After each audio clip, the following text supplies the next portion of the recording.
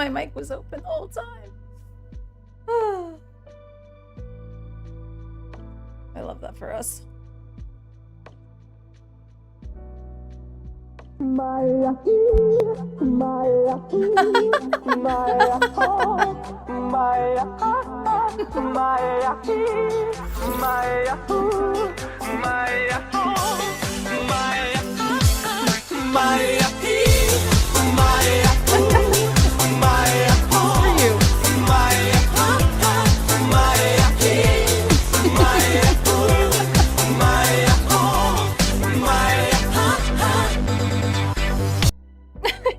Hey, welcome. And the solo dance party. What a power move.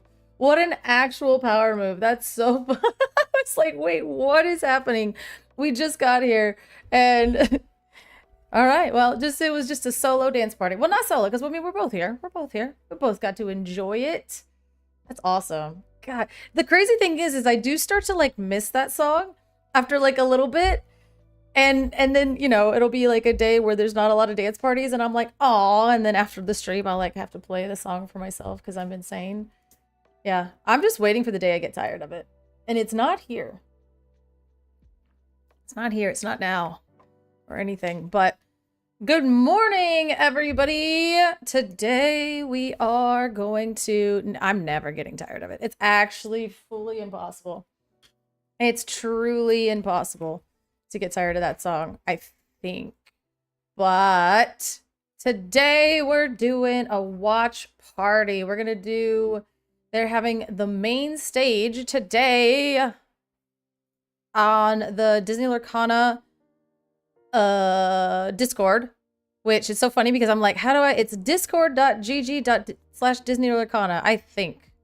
But I'm going to put a link in the chat because, I mean, I'm assuming we're all in it. You know what I mean? Like, I'm assuming it's all of us. Let's see if that's right. Discord.gg/Disney Lorcana. Because, I mean, like, Rochelle says it all the time, right? Was I right? Sick. I'm so good at this. Okay. So I'm going to put this in the chat. That way we can all follow along and troll once it gets there. Oh, there you go. Let's watch Rigger Kid. Oh, oh, sorry. What's up? That's what we're going to do today. But then everybody's going to join in and we're also going to be very active in chat too. So, and you're like, oh no, you're like, oh, sorry. Yay, I'm so excited. Kim, are you excited? Are you excited? You're gonna ask so many questions because I know like the lore stuff is your thing, right? Like I know, I was like, I can't but wait for that. You're like the perfect person. You just got home from work. Okay, I forgot. Right. Ireland time versus we just woke up. You just got home from work. We're all living different lives. I think Reginald, I think it's like 6 a.m. for Reginald, right? I don't know. I have no idea. I have no idea what time it is here, literally, let alone all that time math conversion. So, but we are here. I'm going to get this set up to where we can go ahead and just look at my Discord because that's crazy. Oh, I sent a full document of questions so they can prepare. Yeah. So I have my main stage on Wednesday, 7:41. Woo! 7:41.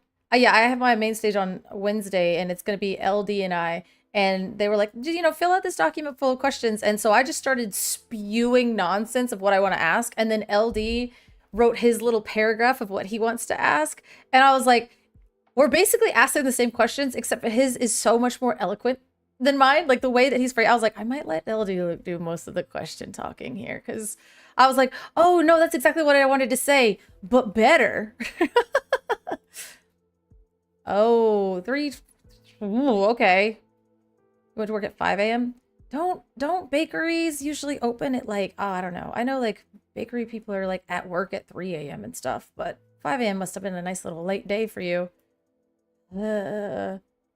He is an encyclopedia. Like he wrote like, you know that they can't answer those things, right? Like I can ask, but I'm pretty sure the answer is going to be that they always have like that stuff on the back burner to where if they're allowed, like if they can use it or if it comes up or if it seems applicable. But I mean, I can ask, but 12 a.m. to 12 p.m. for 3 years, been there, don't remember. Yeah, I mean, first of all, 12-hour shifts suck anyway. But yeah, that's a wild one. That's a wild one. I'm like, I'm trying to think. I'm like, I never had to do any crazy. You'll probably get them. They always have them there in their back pocket. Yeah, the latest I used to work 2 jobs, but like, you know, now we do night shifts and play cards like Cool Gets. Yeah. Yeah, I used to do 2 jobs. So then I would work like, you know, 9 to 5 at the salon, and then I would go bartend at night. So then I'd work from like 6 to 3 a.m. And then I'd wake up the next day and go to work from 9 to 5. And then after I stopped working at the bar, then I was just working 8:30 in the morning to 9:30 at night at the salon. Yeah, that's hard, man. You do what you gotta. You know, if it's not an office job, you kind of have to like kill yourself to be there. It's crazy. Oh, okay. Let's see. Okay, I got real distracted and I didn't even think that there would be spoilers, but there are spoilers. So let me get this pulled up because I want to go through them. I don't know what we left off on, but I don't think that... Oh yeah, so we left off probably right here. So I'm gonna pull that up. Potentially. Let's see. No, that's not right. Oh yeah, that was R&B's head. I was like, what is this browser source? That's also R&B. Some other random. Sometimes just add sources in there like a psycho, and then I'm like, what is this? I don't understand. Okay, let's see.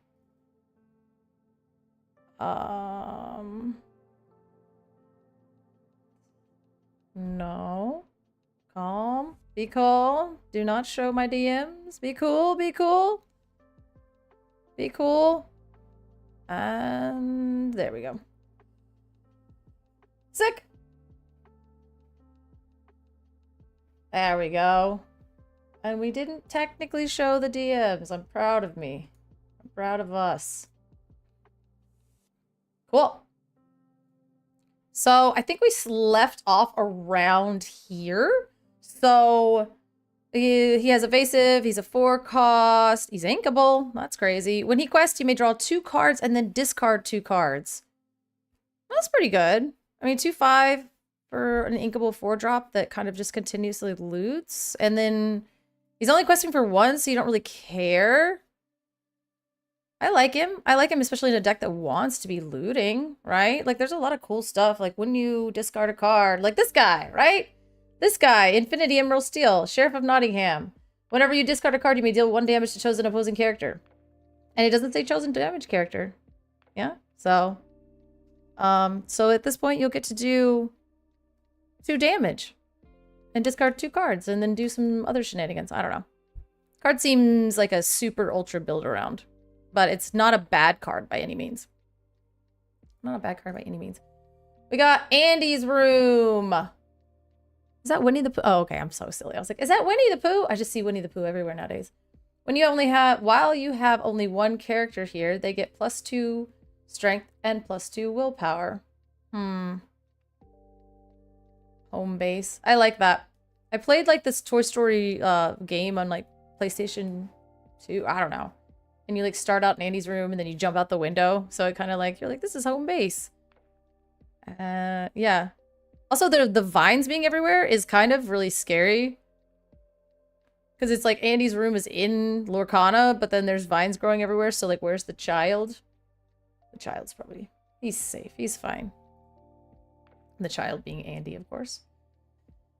Let's see. Now we have Goofy, Determined Traveler. I like that they're doing this Traveler series. What are they called? What are they called in Magic where they do like a block of cards that all do the same thing?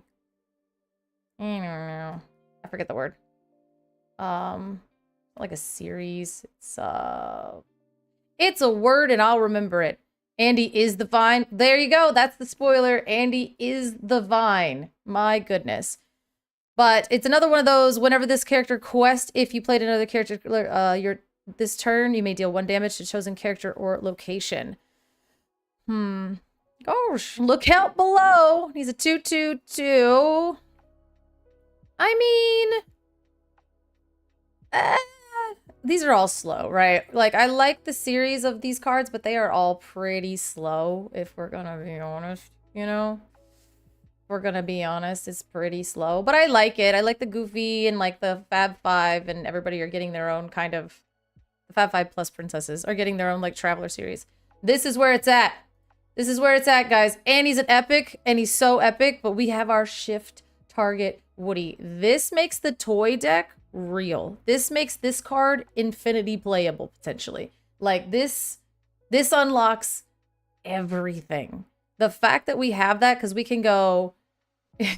IR cry. Oh my gosh!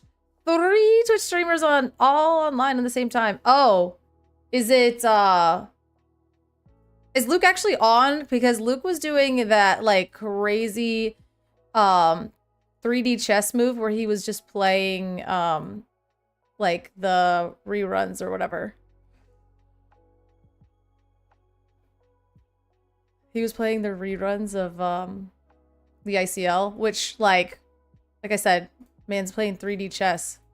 I love it. I love it. Yeah. Oh no. Is he there though? He's doing the late night ICL reruns. Actually playing 3D chess. That is insane behavior. Oh my goodness. The funny thing is I woke up and I saw that, like, I opened up Twitch and then I saw my face and I was like, what in the world? I clicked on it and he's like, oh, he's doing ICL reruns. I was like, oh, okay.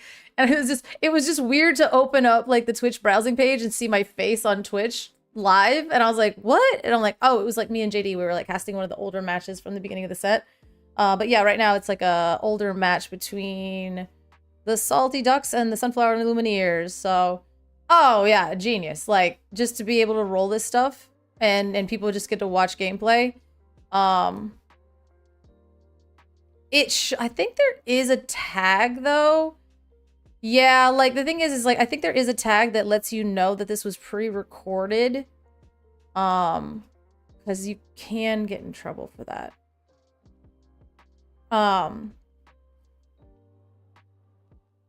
Oh. Yeah, like, I'm pretty sure you're supposed to, and if you, yeah, like, you could get got for that. But that's okay. It's Luke. But again, 3D chess, right? Let's see. Oh, I didn't realize I was, whoops.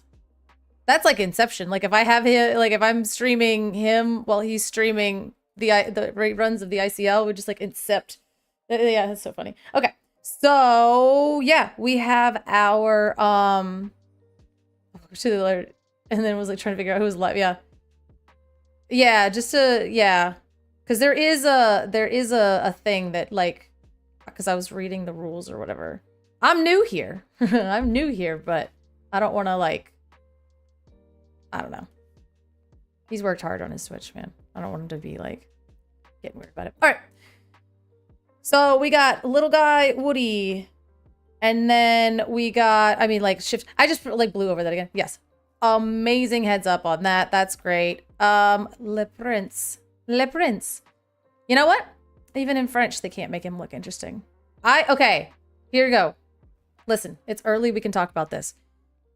Is this not the most boring, no Prince thing? Like, think of him and then think of, like, even Prince Eric, or like Prince Charming at least fought a dragon, right? Or is this Prince Charming? I don't know. This is just Le Prince. Hey, Allie. Sorry, I'm going in on Snow White's prince here, saying he is, like, the least of the princes. He's the least princely prince. At least Prince Charming. Nope, that's Cinderella's. Okay. Yes, the queen. Queens are here. Allie and Kim are here. Prince Charming is the one that forgot Cinderella's face. He's second on my bottom tier list of princes. This is the least princey one because, oh, thank you. Philip fought a dragon and he has a first name. There you go. Prince Philip actually has a first name and he fought a dragon and it was Maleficent. Yeah. But he's like he just looks like he's cool and all, but he dies to cannons. I mean, it's Lilo without the strength, right? But still gets got by cannons. But like, look at him. Look at this face. Look at this face. He's got nothing going on. He's got nothing going on up here. I mean, he just shows up in the woods, kissed Snow White when she's asleep or possibly dead. Yeah, thank you. Yeah. He's just like, it gets got by most steel removal. Look at that face. I mean, I'm not even talking about his stats yet. Like, yeah, he's angel food. He's this, and he's like basically just, he's got nothing going on. He is like the bottom of the Prince tier list. And that's something we can do a little bit beforehand. I'm going to do that. That's something I'm going to do.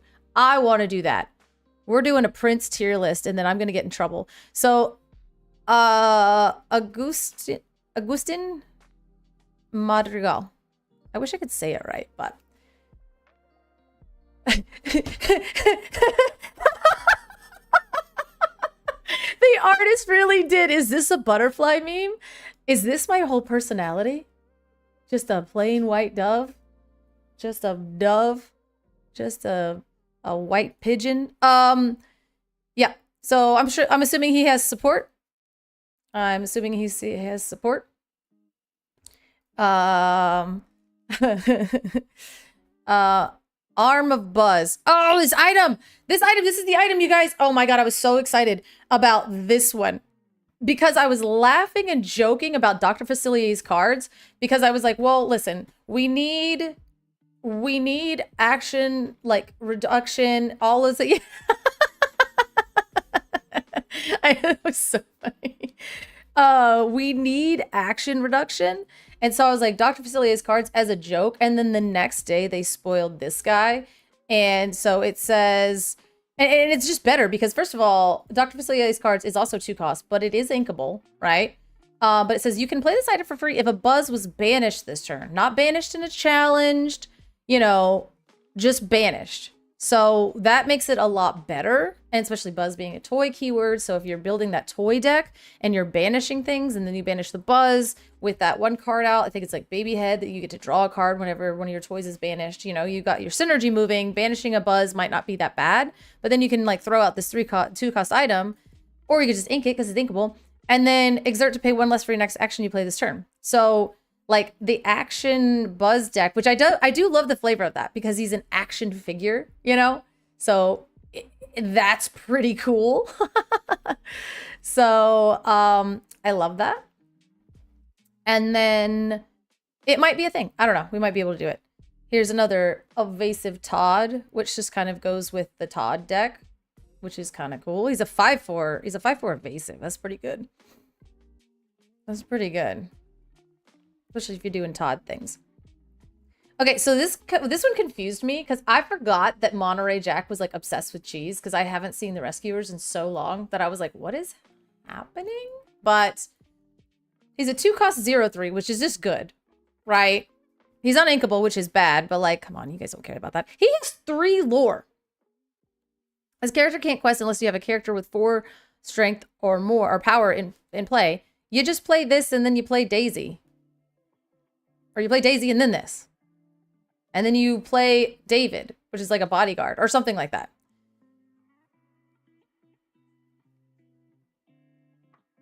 Did I not say Rescue Rangers? What did I say? I thought I said Rescue Rangers. Rescues Down Under. Rescue Scouts. I'm just kidding. Rescuers?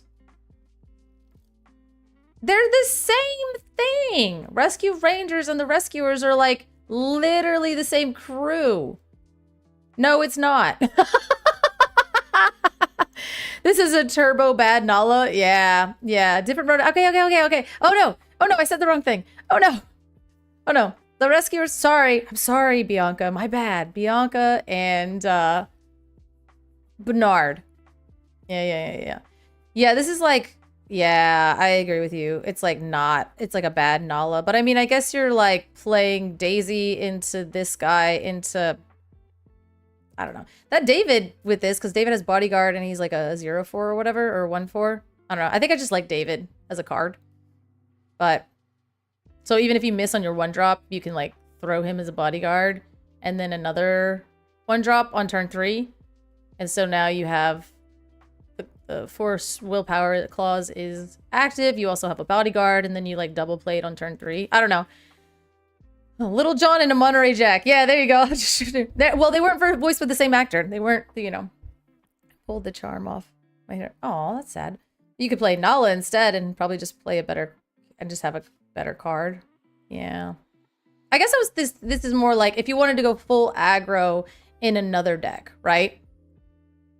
But, like, if you're gonna play Steel, you're probably playing Nala because it's just good. But if you wanted to play... Like, I can see somebody building this kind of aggro deck and then, like, destroying somebody as set champs with it, right? Like, Daisy into Monterey Jack, into David, into, who knows, another Daisy, and then into some... And you're just like, what is happening? And then they throw a Tiana, and you're like, okay. So, maybe this isn't, like, a super ultra meta playable aggro card, but... I can see a lot of people really wanting to build with this card. You know? If you don't want to be tied to Steel, this is okay. Yeah, and I think that's kind of what I'm saying. Is like, if you don't want Steel exactly, or let's not...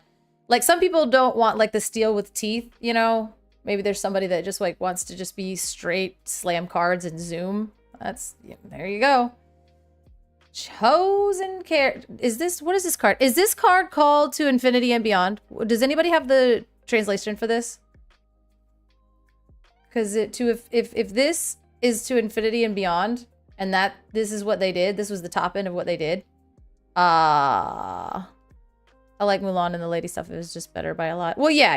As far as like being aggressive, yeah. What I'm gonna do is play turn 1 Woody, turn 2 Monterey Jack, turn 3. No, you play the little horse. Bullseye. But then there's something about flying. It's not Infinity and Beyond, right? Like, it's like a bird in the sky. A bird in the sky. That's not even in the... Okay, well, here's the thing. They told us that evasive was not flying. And if that says, like a bird in the sky, I believe I can fly, like, I'm singing, you know, Space Jam, but also they're directly in saying that evasive is flying. Is it really I believe I can fly, or are you just having me sing, like, I believe, You just got me to say that. That's not fair. It's Italian. We could figure it out. But you know what? We could figure it out. They're like, it's not flying, but this makes you fly. I'm out. Joshua's sweet. Field surgeon. Whenever this character is challenged, chosen opponent chooses and discards a card. Oh, so it's an inkable 2/1 merfolk. Interesting. Okay. Very aggressive. He's an ally. I'm not sure if that matters. Costs twice as much as merfolk, but he's inkable. I don't know. I think if it translates it to where gods fly. Huh. I'm sure that's not what the card says. I doubt that's what that says. Maybe it is. Who knows? Let's see. I guess, so the thing with this card is if you sit there and think about it, right? You're like, oh, merfolk is better. But I think in a deck like this, if you're like, merfolk is better, or I can curve this into merfolk, and now all of a sudden I have, in English, I believe I can fly. Okay. All right. It's just Flynn. Yeah. Reverse stats Flynn. But I think that's better, right? Is it not? No, because it's like, I mean, like, I think the difference between one willpower and 2 willpower is like, eh. Yeah, okay, never mind. Right, yeah. That's true. That's true. Okay, in a mean, malicious, and scary meta, it is 2 is way better than 1. Yeah. I think the purple matchups 2 is a lot better. Steel is about the same. Yeah, I mean, well, the thing is, it's like anything. I mean, you don't want to really be playing if it's a heavy meta as far as Steel's concerned. You really don't want to be playing 1 willpower characters anyway. And I think Steel is going to be still going to be pretty dominant. So yeah, but I mean, I don't know. But the thing is like against a Steel deck, 2 and 1 is like about the same. Right? I think that's the problem, is what I was saying. Like 2 and 1 against Steel is that might as well be the same willpower. You're kind of just like fried in the same instance. So you're playing that. And back in the day, we didn't like playing 1 willpowers because you slam a Tinkerbell, right? And then like you're like boop. So it is a card though. Because they didn't reprint Flynn, did they?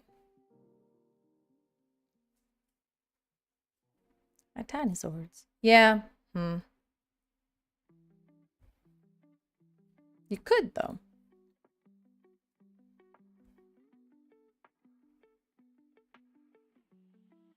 So, tiny swords. Sometimes you can play 2 malicious, mean, and scaries and just make a swords. And I've seen that, and that's wild. Did they win that game? That's the question. If they won, then fine. If they didn't win the game, then you know. Another 2 cost uninkable item. When you play this card, you may put a character card from your discard on top of your deck. At the end of your turn, you may banish this item to draw a card. Is it me, or do I really like this item? Is it just me, or is it... Huh. So you were already unfavored? Were they just getting rid of your Basil? Alright, well, you were already in the trenches. It's worse than it looks, but it's also better than it is. Okay. Alright. The thing is it sounds really good, but that's because I am a sucker for this type of effect. Especially if there is, like, discard hate, which I don't know if there is. But you're essentially drawing the exact card you want. Okay, yeah, it has combo potential, but this isn't a 2-for-1. Right, okay, yeah. Oh, this is a 2-for-1. Because you're losing this card. To get another card? But then you're losing the card. Okay. Is it a 1-for-1 at least? You're not going negative on this, are you? Because you have this card, you play this card, and then you're grabbing a card back. And then you're losing this card. I think I'm more for the combo potential. Like, it's not like I would do it as card advantage. This card always has to die to get the card of it, so it's a 1-for-1, but it's on a delay, so it's really slow. Yeah. Yes. But I think I see things in terms of combo potentials. Like, what kind of shenanigans that can I pull by being able to just, like, protect the card that I want? Because if you know they're running, like, discard hate, you can just put the card to save it back on the top of your deck. If you don't banish this at the end of your turn, then you're probably upset because instead of digging deeper into your deck, you're just drawing the card you need. But I guess it's the card you need, so... I don't know. Yeah. Like, it's not card advantage that everybody's going to put in their deck, but if you're trying to do a combo thing, it's going in my deck. Personally. But I always see things as, like, I always see the upside of combo potential. I don't, like... I'm really bad at analyzing things on, like, a bigger scale of being like, oh, no, this is, like, you know, you're... But... I like dumb stuff, and this feels like I can do dumb stuff with it. Yeah, that's what I was talking about. Like, hey, there we go. We're comboing. So that's really cool because I know I was like, oh, the Terror of the Flaps of the Night, but that sucker shuffles your deck and then you put the card out, which is dumb. But Simba does it. And doesn't Bambi do it as well? No, Bambi puts them in your hand. But yeah, Simba, 100%. Mufasa, you know, in Infinity, but, you know, Mufasa with extra steps. But at the same time, that's so good. Finally. I mean, hey, if it's not the beginning of the set, if somebody's not trying to make the 10-ton Mickey Mouse work, it's really not. It's really not. But I like that because Steel, you know, obviously you can loot Mulan, then play this, but then you'd have to have Simba out already. So it takes some setup. All right, we'll get there. We'll get there. We'll get there. But I do like this card a lot. But that's because I'm a degenerate. Mickey House. All right, Gyro Evac. It's an uninkable 3 cost. You exert it to chosen character of yours gains evasive until the start of next turn. Already better than Mother's Necklace. Is it better than Cauldron? Ooh. Yeah. Yeah. Pretty much. I would say that. Because Cauldron, once you stack Cauldron, you can just start playing out of it. But, you know, because this is like slower because you have to... It's like even slower than Cauldron, right? Because you have to get it into your discard. Then you have to get it back with the item on top of your deck, and then you have to get rid of the thing to do it, and then you still have to play it. Cauldron is just like, you just pop it out of the cauldron once it's in there.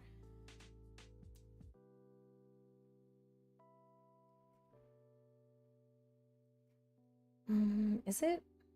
Okay, so Cauldron both requires them getting him to the discard, so they're both in the discard. Play the Cauldron, which is more expensive. Yeah, because then you have to put the dang thing under the Cauldron, which is like putting it on top of your deck. And so then either you draw it and play it, or you pop it out from under the Cauldron and play it. So yeah, I guess it is. Put them both in there. 2 ways to get your stuff back. There we go. Now we're cooking. Is it under the Cauldron? Is it the top of my deck? You'll never be able to get a hold of it again. Just so long as you can't touch my cards. That's what I like. Making sure that my opponent can't get after my combo pieces is actually my favorite. Because that's what I did a lot in Magic, is like, if I knew somebody had, like, discard hate, basically, you know, like, what was it? Sensei's Dividing Top. You just kind of stack your deck, and that way you're continually drawing what you want. And unless they had, like, mill, which would help me in the long run. Yeah, I played a lot of Reanimator stuff, and people teched against me quite a bit, so I had to get super creative. Anyway. Let's see. Banish this item. Each player loses 2 lore. Oh, yeah, this is like the one that you can Merlin Carpet bag later, you know? Like, bad. Oh my god. What's that stupid item? It's not a stupid item. It's the item that... Radigan's Marvelous Trap. Because now each player is losing 2 lore. So you're, like, hitting yourself with it. So... I guess Desperate Times? Yeah, I don't know. Rest in peace. Oh, God. Let me see.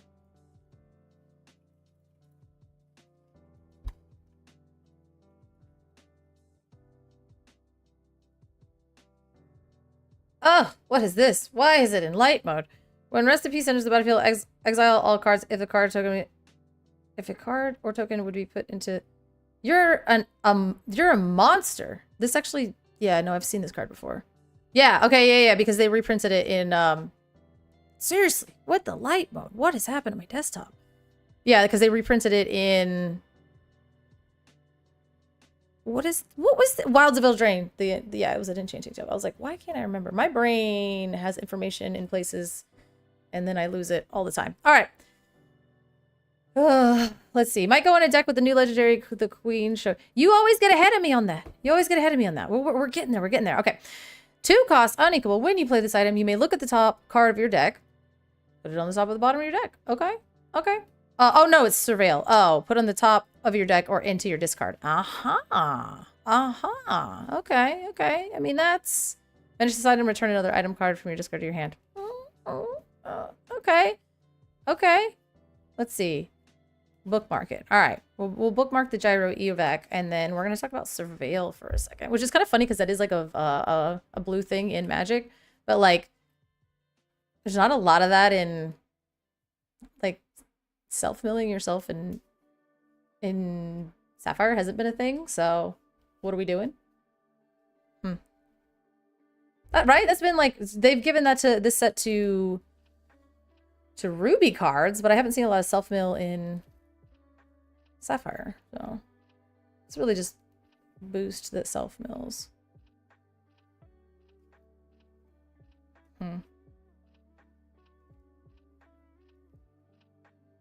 Yeah, oh yeah, boost, right. Yeah. I do want to see whenever you discard cards. Yeah, like we've been asking those forever because that does like, instead of the counterplay to discard being a, you know, mass amount of card draw, like that's kind of like, right, like the way you counter discard is just drawing too many cards, and the way you counter drawing too many cards is discarding people. I'd like to see, you know, like I used to have a card in Magic, it was like a Liliana, and it's like whenever somebody, no, it wasn't a Liliana, it was something or silly, but it was like whenever somebody discards a card, I either got to make a token if it was a creature, I got to add 1 black mana if it was like an action. You know what I mean? What the heck was that called? I hate my life. Anyway, so every time, like, it's fine if you're milling me, if you're discarding me or whatever, I'm making stuff for every time you're doing that. So it does make you make decisions on whether you want to try that or not until you can get rid of that artifact. But that's a whole other thing. But yeah, like you can loop this guy. You can banish it and return another item for your card. And you could loop him. Oh, you could loop the journals. There you go. There you go. And so you just paid 6 to surveil twice. That is, for Steel's knack of looting. Okay. I like it because Steel's usually the one that gets to loot, but this is not even looting. This is surveilling. So you're putting it into your discard. So you gotta I don't know. It just seems weird in Sapphire because I'm like, I kind of want it in Amber because that's where a lot of the recursion stuff is. And then I kind of want it in Ruby because that's like what they're trying to set that up to be. But then they're like, what if we put it in Sapphire? And you're like, oh, come on. All right. Hey, a one-cost item. Oh, wait, I love this item. Oh, wait, I love this item a lot. It's a one-cost item with this reusable ability. Yeah, okay. It's 2 to exert it, draw a card, and then just choose and discard a card, which before, I think it's something sunglasses. I think it's just sunglasses. It's like a 4-cost inkable item that you can exert to then loot. This is a 1-cost item, which we know and love and cherish 1-cost items. And then in times of trouble, you can pay 2 to draw a card and then choose a disc. This feels like a really good Sapphire Steel card. Like Sapphire Steel items, but like this seems like a really good card for Sapphire Steel. I don't know if you guys have already Infinity have like a ton of just really good ones. We're getting there. We're going there. You're not so sure about it? I mean, is that not like your location thing? Oh, add things. So let's just talk and say we talked about really cool things for Club Door, and Reginald didn't get to hear them because he was in ads. And then we'll pass on and we'll move on. Yep. Card's just broken. Here we go. Ring of Stones. Ring of Stones. I know. That was crazy. That was crazy. Yeah, we figured out a like perfect combo for that location card. But we've moved on now. And we are an inkable. Ugh, 3 to move, 7 willpower. Follow your fate. Your exerted characters can move here for free. And then once during your turn, whenever a character moves here, gain 1 lore. Kind of cool. I mean, you can dash, and then you can move him there and gain another lore. So that's like 3 lore. Yeah. Somebody help out original here.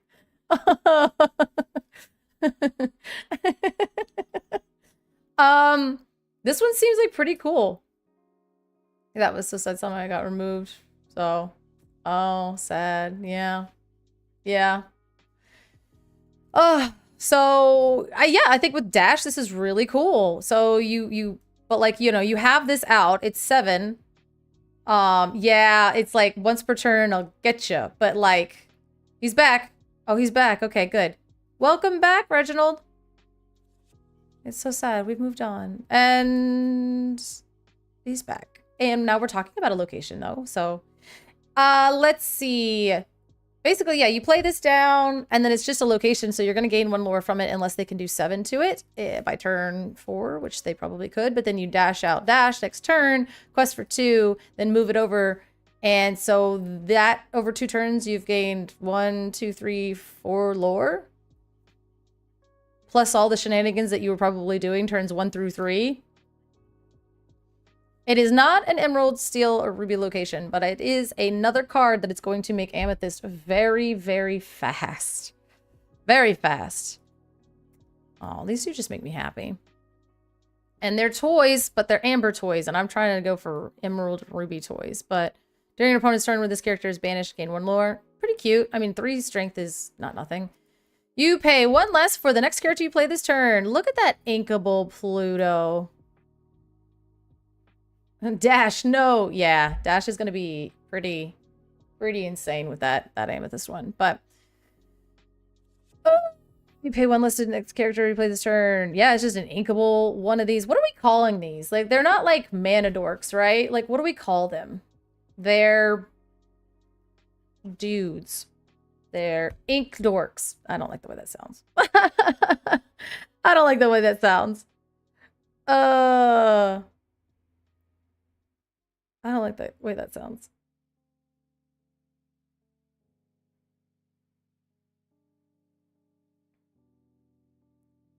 They are ink assisters. Okay, this card. All right.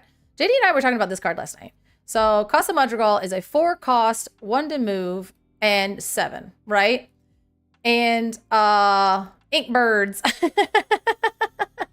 Maybe. That kind of works. I mean, but it's like a nod to the other one. Ink birds. Yeah. Mana ink dorks. Nope, that's not gonna work. Ink characters. I don't know. It doesn't have the same. So this is a location, right? This is not manor. So hooray. But I did see, you know, or like the thing on Twitter was like, oh, I'm so glad I'm away from this. And it was like, be prepared into manor. And now it's like, oh, my duck manor has returned. So has it. So 7, 8, 9. So the thing is, 7 is not 9, right? 7 is very difficult to get to, but 9 is the worst part of it. But the thing is, what we would do a lot of the times is we would be able to do, if it was 8, it'd be so much better because, well, 7 is actually hard to get because we would have to challenge into manor over multiple turns, right?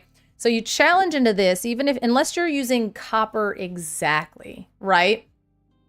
Unless you're Reba Steel locations with Be Prepared. Yes, that's the whole point. That's the whole point.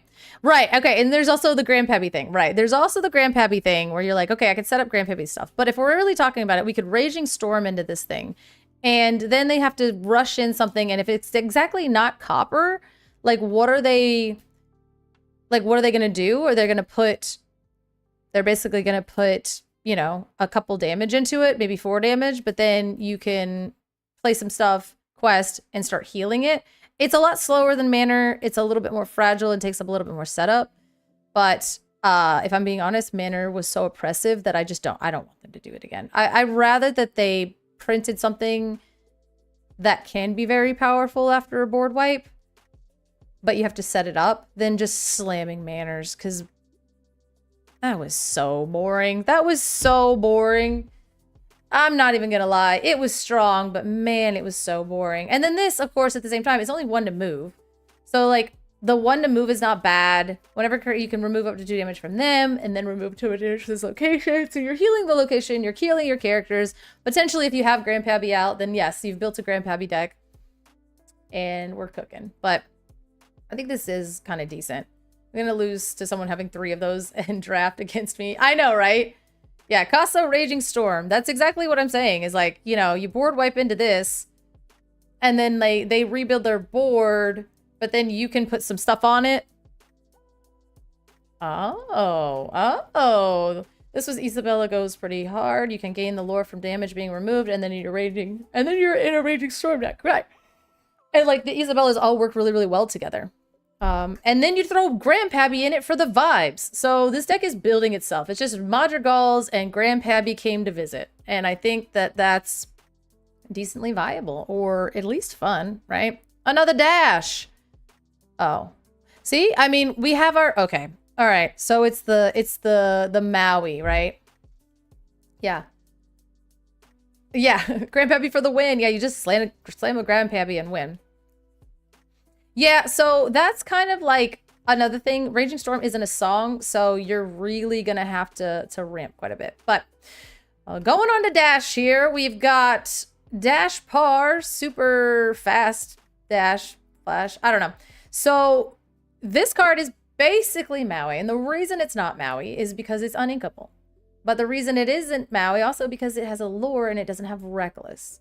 So it's really funny to me that this is inkable, but it's also not funny because it's uninkable. The thing is you're gonna have to choose now, right? Because when we threw Maui in a deck, he was just good. Throw him in there. He's inkable. There's 4 of, and then there's 3 of them and whatever. And so even Maui went and he flexed and flowed by the end of it based off of the meta, just because the card was just like so good on rate. You're like, play it.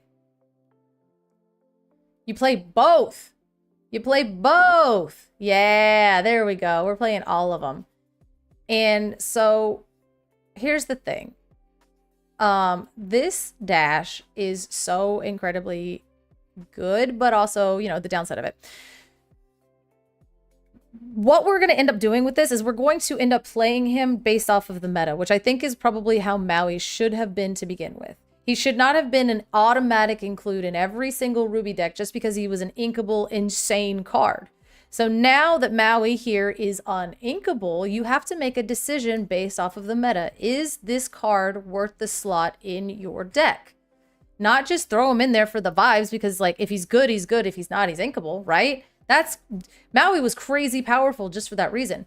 But now this has a lure. And how many times have you been at like a ridiculous, like I needed to just dime for 1 and all I have is like 3 Mauis on the board? Like, huh? Is it superhero to all? Because that would be hilarious. Dash, superhero to all is actually his name in my head now. So thank you for helping me learn that. I don't know if that's the correct name or not, but he is. Yeah. So I like that this is going to cause a little bit more headache with deck building instead of just being like, just rip the 4 Maui and be done with it. But I think Dash will be in 60 to 70% of Ruby decks. And I think that the field is only going to be 5% of the Ruby decks. But it's the, I don't think remedy means her at all. It does to me. But again, I think that you have to use this responsibly. And that's probably how Maui should have just always been. It's just being used responsibly. This John Smith is Lilo. And again, JDZ was like, where did he... Wait until like, where did he get a fish? Why is my man not just like exploring and eating? Look alive, men. There's plenty of fish in the river. Who is he talking to? This is JDZ's points last night. He's like, who is he talking to? You're like at Lurkana, like you're in Lurkana, and you're just like, what do you? All right, fine. Like the only like you're just a guy that needs to fish. That's crazy. That is crazy, Markoth. Oh my god. Oh my god. We're not doing that. That's not. No. This is talking about fish. All right. Unhinged. Unhinged. Entirely unhinged. Let's see. Jungle Joe. Look at his face. Look at his face. He is not having a good time. He's not having a good time. He's Sid's toy. That's why he's not having a good time. The baby is awake. Nice. 2 cost, 2/3, inkable toy. I'm already here for it. During your turn, whenever one of your other toy characters is banished, chosen character of yours gains evasive until the starting next turn. I mean, in a toy deck, I think this card is rad because there was that Ariel that said whenever you sing a song, chosen character gets evasive this turn. Until the start of your next turn is really great. Okay, that's what it is. And even that arrow was really good, but then you had to have a really high concentration of songs to really make her pop off. But in this deck, you're already playing a ton of toys. So throwing this in here to be able to give whatever evasive until your next turn, either you can quest freely, again, better than Mother's Necklace, shout out, or you can go ahead and take care of something on their side of the things that was evasive. Oh, it's the magnifying glass. Oh, yeah. The Ruby Emerald Alien Loop will make this toy pop off. That is basically what I have my sights set on, is the Alien Emerald toy loop. And, yeah, he's got the, that's what it is. My God, he's like, I like how it's a laser and he's actually just kind of not, he's just like, oh, that's inconvenient. He's like, oh, that's a tiny bit inconvenient. Shout out to Roller Bob. Well, we have another inkable toy. It's a 4/3. Oh yeah, this card. When you play this card, you may put 2 character cards from your discard onto the top, on the bottom of your deck, and give this character rush this turn. So this is our Fox replacement. So it's kind of funny because Fox took 2 characters off the board, or took 1 character off the board, and this is making sure that you take 2 characters off the board, or you mill yourself for 2. So there's a couple different ways that you can do this, and then you get to rush out a Fox. This card is super ultra nerfed Fox. Half Shark, Liquidator, Tink, Pirate's Life, Lumiere, Aladdin, Maleficent, Mulan, Copper. Pretty good inkable cards if you just look at... Yeah, I mean, there are some inkable ones in there, and but, you know, you're just going to have to be really, really careful the way you build your deck. You just... Because I think what we used to do with Ruby is we used to throw Ruby in there, and it was the removal, right? You just, like, Amethyst, because it drew cards. Okay, Lord, it was doing our things. And then Ruby, because it was just the removal, right?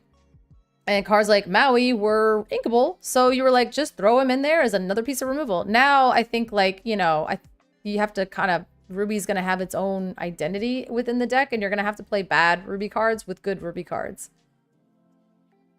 Because, like, enabler Ruby cards with good Ruby cards, right? At least this guy's inkable, but he's like, holy crap, he's rough.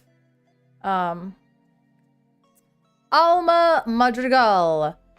She's just got, like, look at it. She's like a literal saint. She's just holding 3 babies like it ain't nothing. Like 3 babies in a candle. I can't even hold my kid in a glass of water. You know what I mean? That's crazy. 3 babies in a candle. All right. Leading the way. She's a 1/2. When you play this character, if you have another Madrigal character in play, you may exert chosen opposing character. Okay. All right. I mean, goes hard in the Madrigal deck. Yeah. Yeah. I mean, you have to have a Madrigal in play, but... I mean, 2 cost, and it's inkable because we were playing Pinocchio, but that is a conditional Pinocchio, so let's see. Yeah, and 4 Diablos too. Don't forget that. Diablo, this Diablo, he's inkable though. He's a Stone Servant, Dreamborn ally. While you have a villain character in play, this character gains +2 strength and 1 lore. While this character is exerted, your villain characters can't be challenged. Okay, okay. I think I like this guy. Because he's in steel. So, like, what? Like, Captain Hook's a villain. So you can, like, Captain Hook him, and then, you know... August, can take out Rafiki. With Cheshire Cat, this card seems crazy. Because Cheshire Cat's a Madrigal? Oh, yeah, the fairies did turn him to stone. Oh. Red Diablo when there's a villain in play. Oh, good point. Thank you. Thank you for that shortcut. Yeah. And the thing is like, for you to play Captain Hook on 1 and then him on 2 is just immediately good. And then your opponent plays the Thunderquack, your entire board becomes immune. Yeah, I don't know if they would do that. I don't know if they would do that against you, but, you know, that is pretty good. You're like, haha, my whole board is safe because of your silly item that's not really helping you. For the vibes.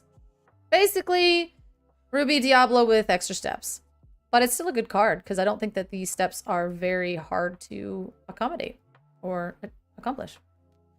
Superhero. What is wrong with me? What did I... Okay. Superhero Protection Program. It's an action. Choose one of your characters and return it to your hand. If the returned character was a hero, draw 2 cards. That's an action, and it costs 4. I mean, how many leave play effects do we have on a hero? I mean, it says hero. It doesn't say super, so it's like less bad. But do we have any boost hero cards? Do we have any heroes that have boost on them? Because you could boost your hero and then do whatever you need to do with them and then play this, draw 2 cards, and then pull all the boost cards out from under him. Because Amethyst needed more card draw. I know. I know. Hercules? Oh, yeah. Yeah, you can boost the one-drop Hercules, make him all tough, I guess, and then...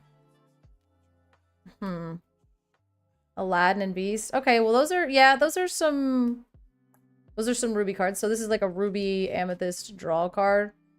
So basically, Ruby Amethyst is just drawing... Oh, and the Scrooge, too.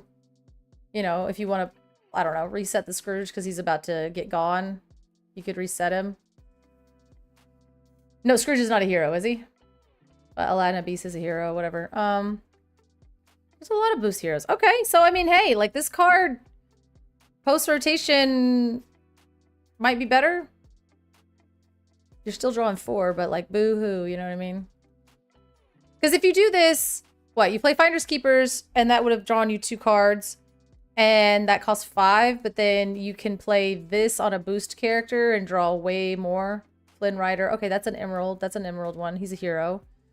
Yeah, I mean, I think that this card can do stuff in a very specific situation. If it said supers, this card would be an unplayable disaster, but since it says a hero, I think it has a little bit more applicability. Not sure if that's a word.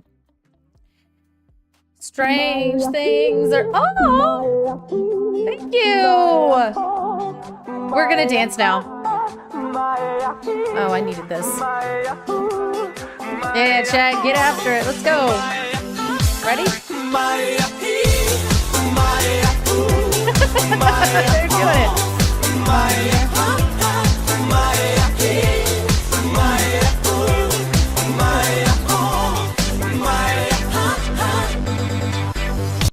Thank you so much. Thank you. Reginald's back, except for out of this current one. Friday dance party is now.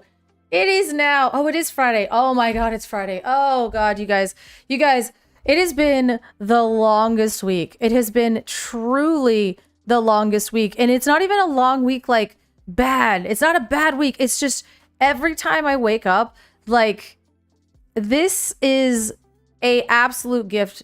And I will say that out loud, like right now. But I have gotten to the point of all of this where every single morning I wake up and my real job is like coming at me. And then I have like 1,000. Oh, happy birthday, early birthday person. We started a hype train. Hold up. That's exciting. Okay, I gotta figure out how to, I never know what to do with these hype trains. I never know what to do. Whoa, reach level 2. To emote some lucky viewer thing. All right, guys. Oh, we need 3 more. That's what it is. 3 more subs to get to level 2. I'm getting so good at Twitch. I'm getting so good at Twitch, guys. I'm getting so good at Twitch. But no, what I was saying is like, I am so lucky, but then I wake up every morning now. I wake up every morning and then there's like 80 Disney Lorcana things I need to do and then 80 work things I need to do. So just like, it's been the longest week, and I can't even talk about half of it yet because it's all in the planning process, and I'm so, yeah. If we get 2 more gift subs, I'll gift a sub and we'll get to level 2. Oh, okay, that's a deal, you guys. We're making early morning Friday deals because everybody wants to dance. That's so funny. Tell you what, yeah. Okay, I'll be one of those. So we just need 1 more. So I'll match you. You match me, I'll match you, and we'll get there. All right, let's do it. We just get 1 more, and then I'll match you guys. And then we'll do a little dance on me, and then we'll do a little dance for you. And then that'll be 3 dances. And then, oh, that thing. And then we'll reach level 2, and the heart will be full. Oh, okay. We just need 1 more. I'm officially joining my mid-40s. 34, here I come. Yep, that is a place in our... I don't know, man. I feel like as soon as we hit 30, we're done, right? Like, we're done. We're good. Do we have to keep doing that?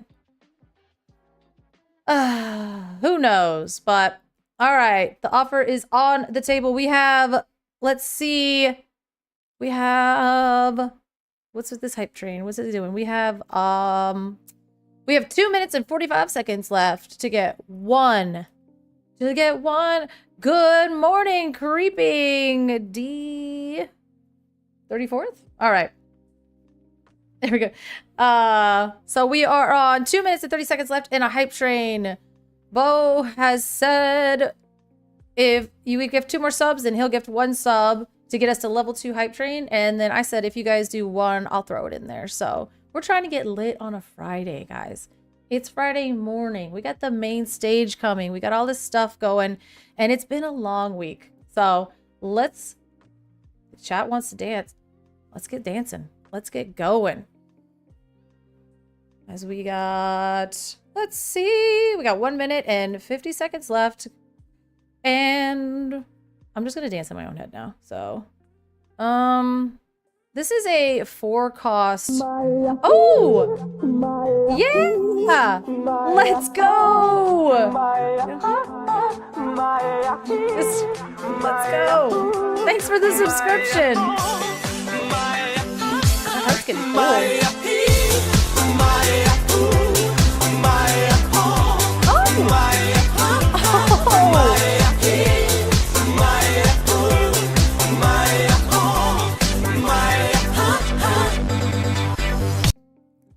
The best moment. It's awesome. Thank you so much. Let's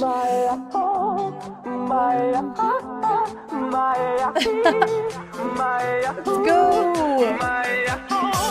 Thank you so much.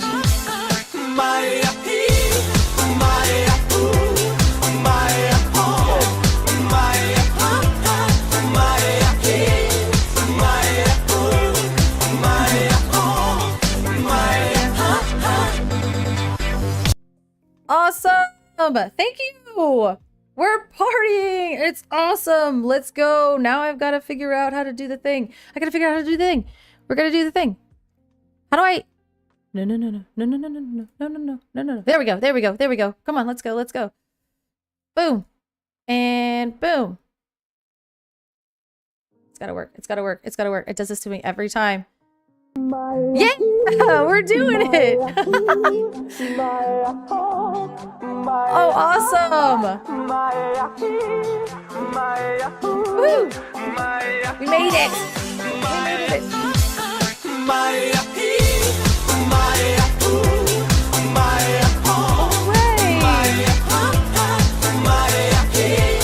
We made it to level 2. I'm so proud of us.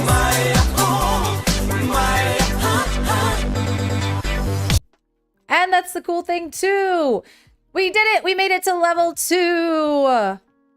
And then it's saying more stuff about it. What is it saying? Oh, okay. Oh, level 2. So 3 subs until level 3. Oh, and then we complete. I love this. I love it. I'm hoping to get a good one this time. Let's get a good sub.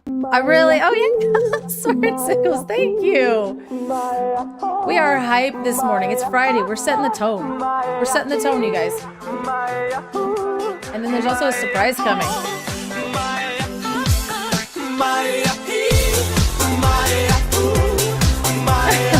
Thank you.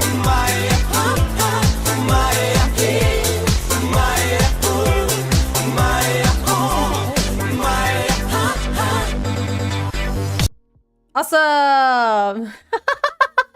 To guess worlds. Oh my gosh. Oh my gosh, that'd be so cool. That would be an actual dream come true. I'm not even gonna lie. Like, I could, like, the thing is I feel like when I cast, like, it depends on, like, I really resonate. Like, what character, like, what Disney character do you resonate with? Like, what Disney character where you're like, yeah, that's me? And it's never been like a princess for me. It's always been like Stitch. Like, I really like, okay, yeah, like, yeah, Fairy Cuisine is like Ariel. Like, I see myself in Ariel and I feel represented by Ariel. And I know like so many other people are like, oh, you know, even like Moana maybe, like, but for me, I'm literally like, I just feel like I identify with Stitch.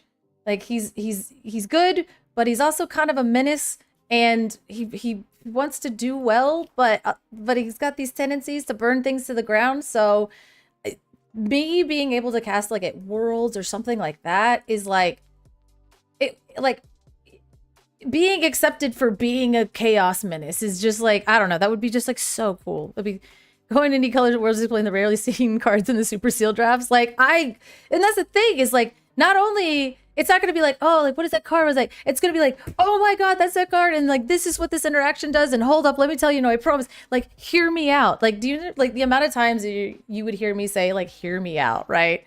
Oh my gosh. I don't know. I identify with Flynn Rider, but specifically the day he's having when he meets. Specifically the day he's having when he meets Rapunzel, where nothing seems to be going right. Oh my gosh. Yeah. Okay. That's super. Yeah. Yeah. So we got Ariel. We got Flynn Rider. I don't know. Well, like, what would you guys say for me? Like, I don't know. If I wouldn't have said my pick, what would have been the thing? What would have been the thing for you? Because I don't know. I feel like it's Stitch because I'm like, Ohana means family, and they're like, did you just set something on fire? I'm like, what? No, I would never. Only a little bit. All right, we got a minute left on this hype train, and after that, I don't know if you guys have noticed, but that heart is full. So we get a choice here. We get to listen to, I don't know, we're going to do a dance party. And so I think, are we going to listen to the whole Numa Numa song? Are we going to listen to the He-Man song? Or do we have something else that we want to listen to on a Friday? How about this? If we can get to level 3, then I'll let you guys choose. What we're listening to. We just need 2 more subs, and then you guys get to pick the music.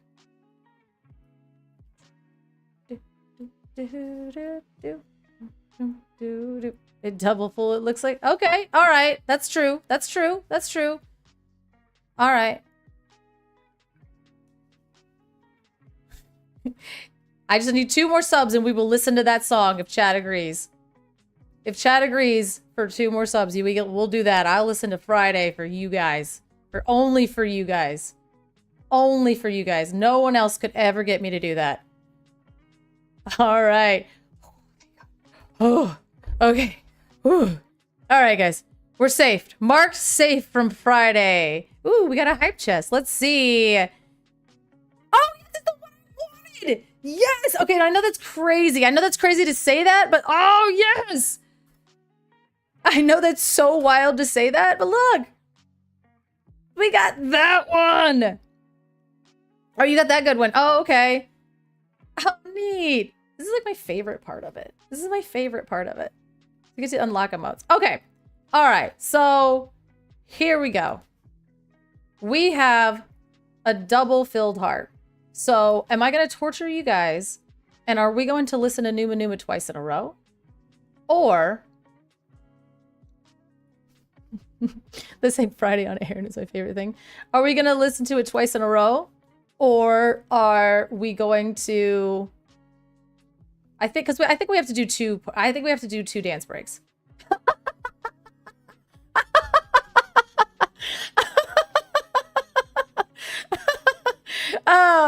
We'll do 2. We'll do Numa Numa twice in a row. All right? Let's go. No, oh my God, I think a bunch of people just left. All right, cool. So,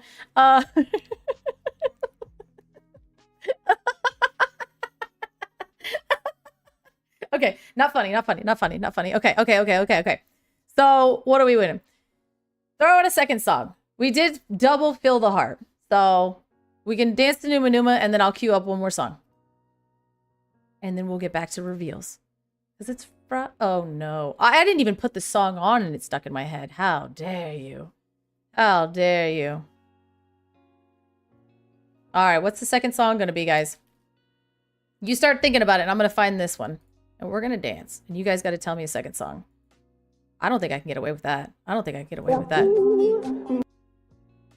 to get the mouse after me. That's different. I'm scared of them. They'll come after me quick. That's not how I want to go out. You know what I mean? That's not how I want to go out. All right, let's get this. You guys throw out songs that won't get me actually rated by the mouse, and we'll start this.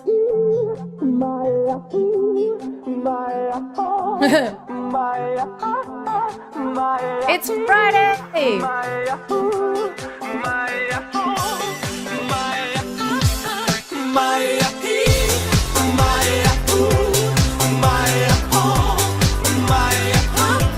I am learning the words finally, though. Finally getting the words. You guys ready? Alo, salut, sunt eu, un haiduc și te rog, iubirea mea, primește fericirea. Alo, alo, sunt eu, Picasso, ți-am dat bip și sunt voinic, dar să știi, nu-ți cer nimic. Vrei să pleci, dar numai ei, numai ei, numai ei, chipul tău și dragostea din tei, mi-amintesc de ochii tăi, ei. Vrei să pleci, dar numai ei. Like the dice roll. The dice roll, though. Oh my god. Numai ei, chipul tău și dragostea din tei, mi-amintesc de ochii tăi, ei. Te sun, să-ți spun ce simt acum. Alo, iubirea mea, sunt eu, fericirea. Alo, alo, sunt iarăși eu, Picasso, ți-am dat bip și sunt voinic, dar să știi, nu-ți cer nimic. Vrei să pleci, dar numai ei, numai ei, numai ei, chipul tău și dragostea din tei, mi-amintesc de ochii tăi, ei. Vrei să pleci, dar numai ei. It's so long. It's so long. But look how much fun they're having. Chipul tău și dragostea din tei, mi-amintesc de ochii tăi, ei.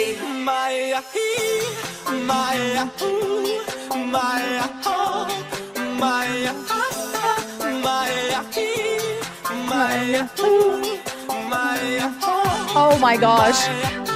The song?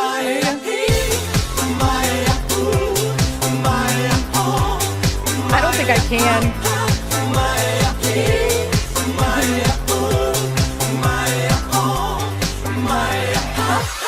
Vrei să pleci, dar numai ei, numai ei, numai ei, chipul tău și dragostea din tei, mi-amintesc de ochii tăi, ei.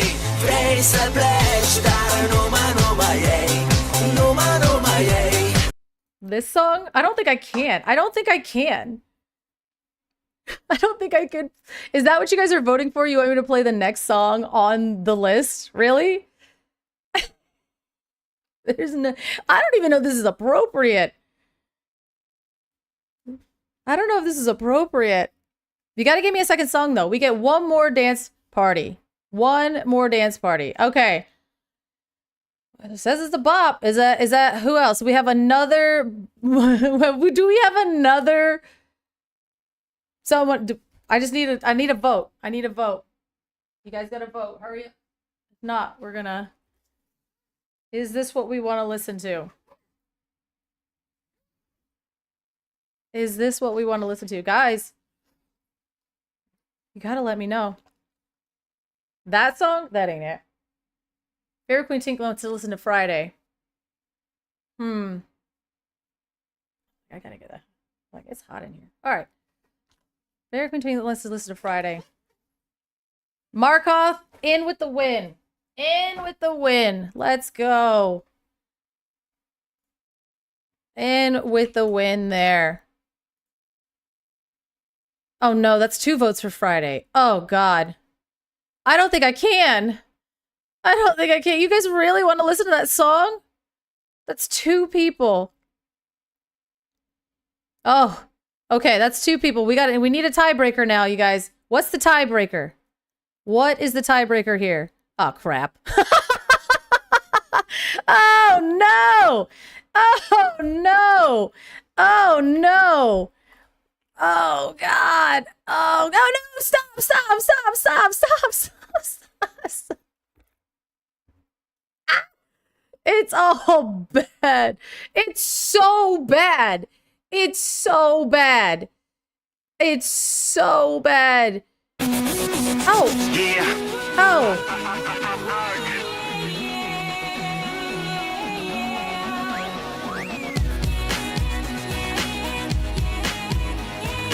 This is actual torture. 7 a.m. waking up in the morning, gotta be fresh, gotta go downstairs, gotta have my bowl, gotta have cereal, seeing everything, the time is going, chicken on and on, everybody's rushing, gotta get down to the bus stop, gotta Didn't even rhyme. I see my friends kicking in the front seat, sitting in the back seat, gotta make my mind up, which seat can I take? It's Friday, Friday, gotta get down Friday. Are these kids even old enough to be driving?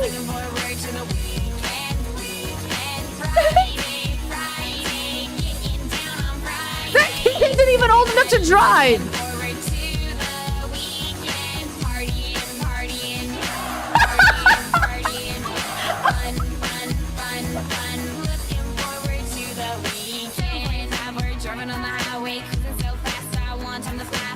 What? Fun, fun, it's fun.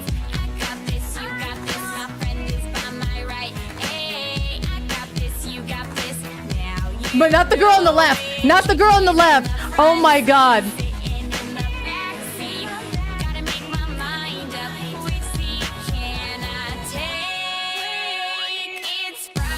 These kids are 13. How would I know if I had fun if she didn't tell me?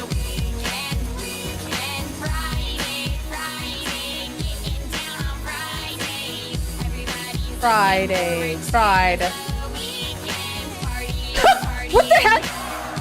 What was that boy? He was like, don't.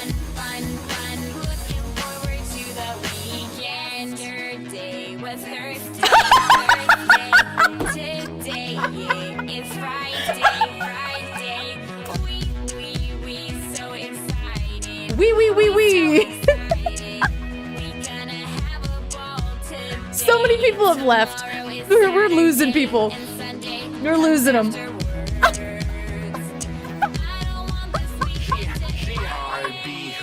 Black, so chilling in the front side, in the backseat, I'm driving, cruising, fast lane, switching lanes, with a car on my side, passing by is a school bus, in front of me, makes TikTok, No. on the street, my time is Friday, it's a weekend, we gonna have fun, come on, Oh. y'all. Why do these two know each other?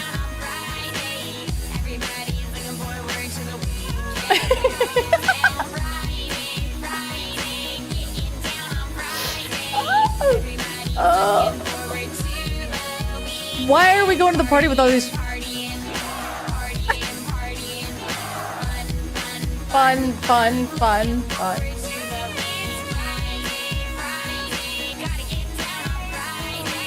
Oh.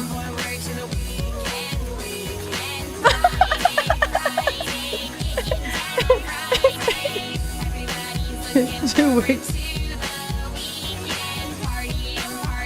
Yeah. Fun. Oh my God. It's a good thing she doesn't look like she's being held hostage through the same Party one.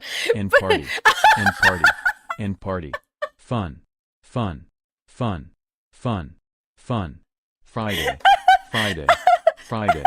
Gotta get down on Friday. Everybody looking forward to the weekend. Corporate wants to find you the difference between that song and the TTS, and that's the same picture. Oh, that was insane. Fun. Holy. Oh, that was totally worth it. I lost so many people. Like only the real ones are left because there were so many people that literally dipped out. They were like, I can't, this is not Disney Lurkana. This is not what I'm here for. I hate you. Oh God, that is punishment from Spartan. Oh my God, that was holy, holy. She got, yeah, that was, mm-mm. Oh, yeah, it was just like a party for TTS people. Is it safe yet? Yeah, yeah, yeah, yeah. Listen, y'all, y'all, what is this? What? I guess she grew up or whatever. Is this really her?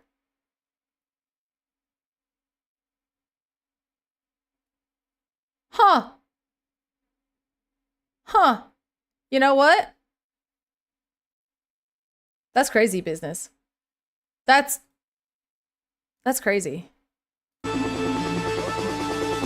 right, Doctor Who theme song. Tell me who I am. Do I provoke you with my tone of innocence? Don't ask too many questions. That is my one suggestion. You know I keep it real. I live for the appeal. Knew it from the start. It was the only way to mend my broken heart. Don't ask too many questions. This is my one confession.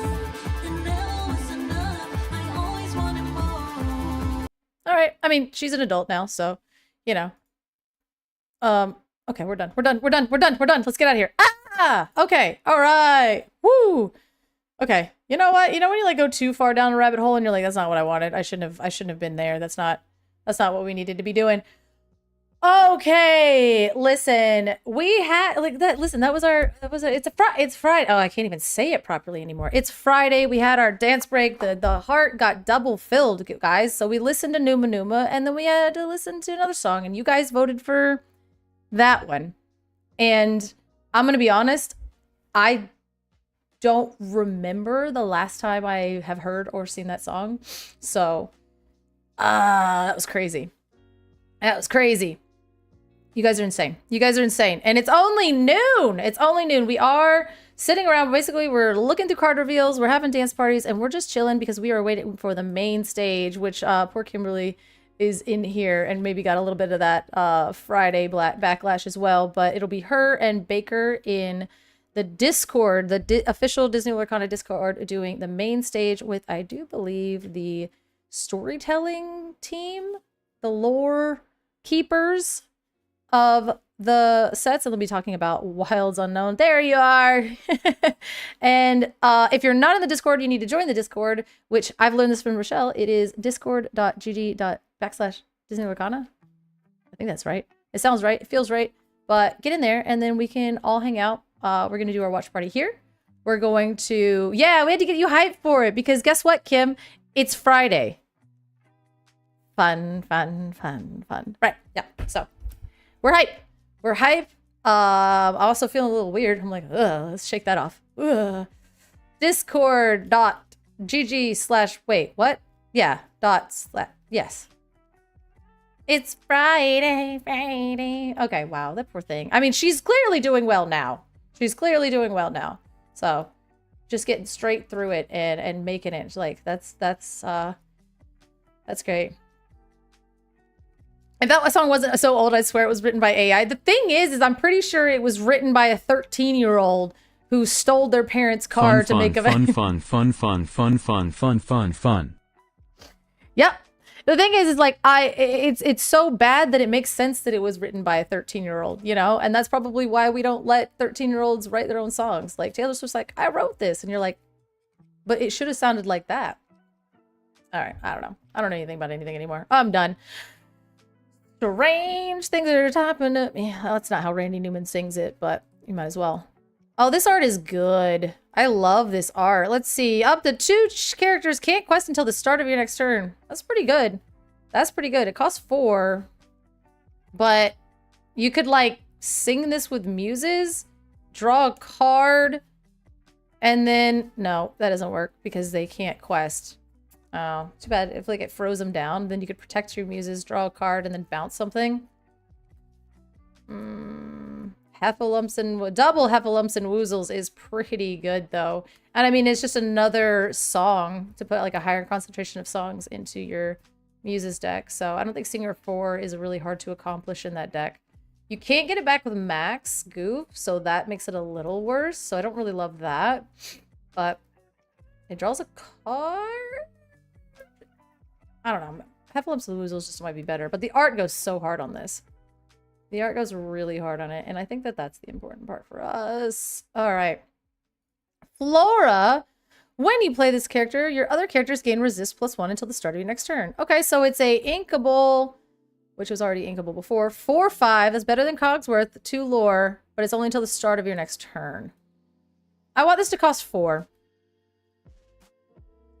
The art for the set is fire. It is very good. I want this to cost 4 and I would be fine.